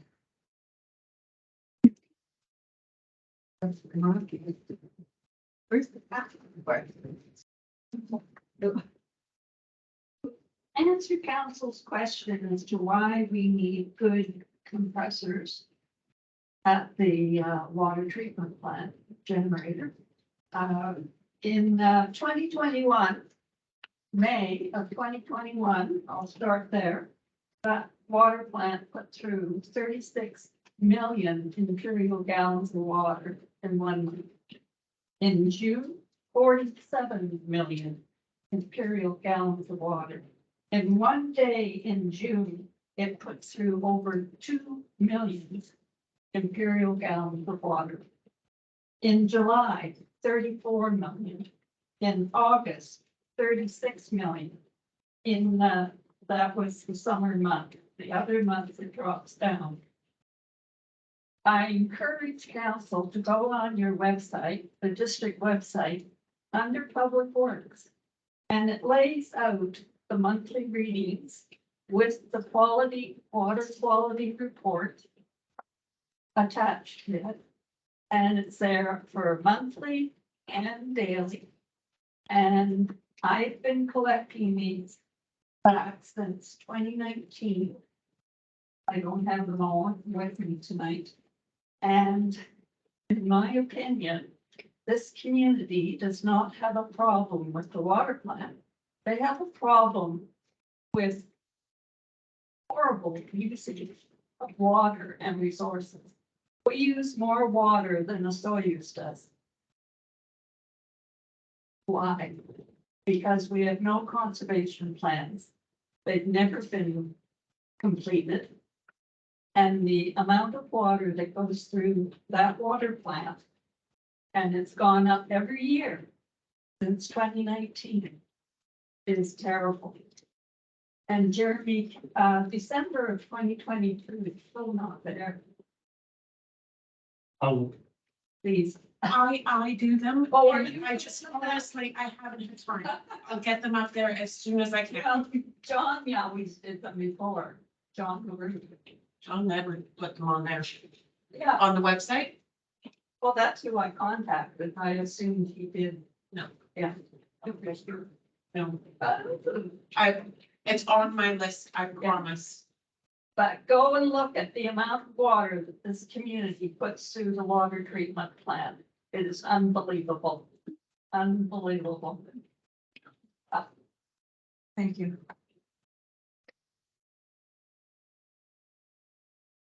Yeah. Yeah, Yeah.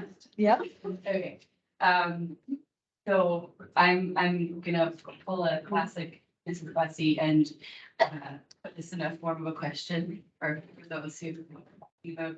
So first of all, I can appreciate the discussion that you guys had around swims in the pool thing tonight. So FYI for you guys, or did you know? Swim team students as of the last couple of weeks are almost ready for competition to compete.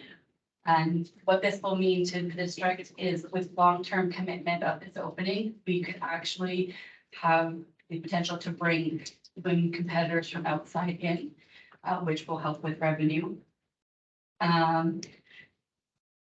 Did you know that currently every other Wednesday, you have 60 kids from Lytton and 60 kids from George Murray School coming in to use the pool for swimming lessons and water safety instruction in April with the commitment. Pemberton Secondary School will be bussed over the Duffy to come and use our pool because they do not have one, and Whistler is too booked up to accommodate them. Did you know the sauna is actually bringing a new demographic of community members? There is a very young, hip crowd that uses it Monday, Thursday, and Friday evenings. And I do believe there was a inside joke going around that in February was like a dating. There was a couple people that I'm pretty confident were bringing dates to the sauna. That's okay. Let's just say it. The pool is actually becoming quite a social hub, and the demographic of people that are using it, they're not just kids, not just elderly, and it is not just the swim sport members. So I just really would like you guys to know that. And also for your information, the way swims can help with costs is, first of all, I had to clarify with Brad that he wasn't talking about the participation grant that we got. So in addition to his participation grant in June, Swims also got one. So there's a $10,000 in the month of June that basically with the spreadsheet shifts will come off of that cost. Swims will also be not only using volunteer time, but our funds to make and promote school information packages to not just the rest of Lillooet, but our surrounding communities, because both Cache Creek and Ashcroft do not have the same facility that we have. We will be paying out of our own pocket advertising and marketing plus volunteer times to promote the staffing here, the programming here. These are the ways that we are going to pay the district back in terms of this commitment, and that takes relief off of your budget. And just to touch on the participation grant, how we wrote it. We wrote the grant to offer free adult swimming lessons to underprivileged people with cost of transportation to get them here to the rec center, because a lot of these folks live on the outskirts of the communities and don't actually have their own vehicle to get there here. And so what we're hoping with long-term planning is once they learn how to swim, they will teach their children how to swim, and they will continue to be coming back, which is the start of increasing leadership. So thank you for letting me have my little piece, and yeah. Thank you very much for everything, you know, with the whole swims. We're happy that we can offer this, and it's only, you know, in part because Swims did manage to raise that money and help, and it's a combined effort from the entire community. That's very good. Thank you. Any other comments? Okay. On to the adjournment. Will someone please move that the regular council meeting be adjourned at 8:10 p.m. I think you should sit here for another. Yeah. I think you should. Okay, so our safety, you know, I can fit my hand. Someone bring it up. Okay. Councilor Move Thanks, the Mayor. meeting. Yes. All right, I'll second. Okay, all in favor? Well done. I did, Tough crowd.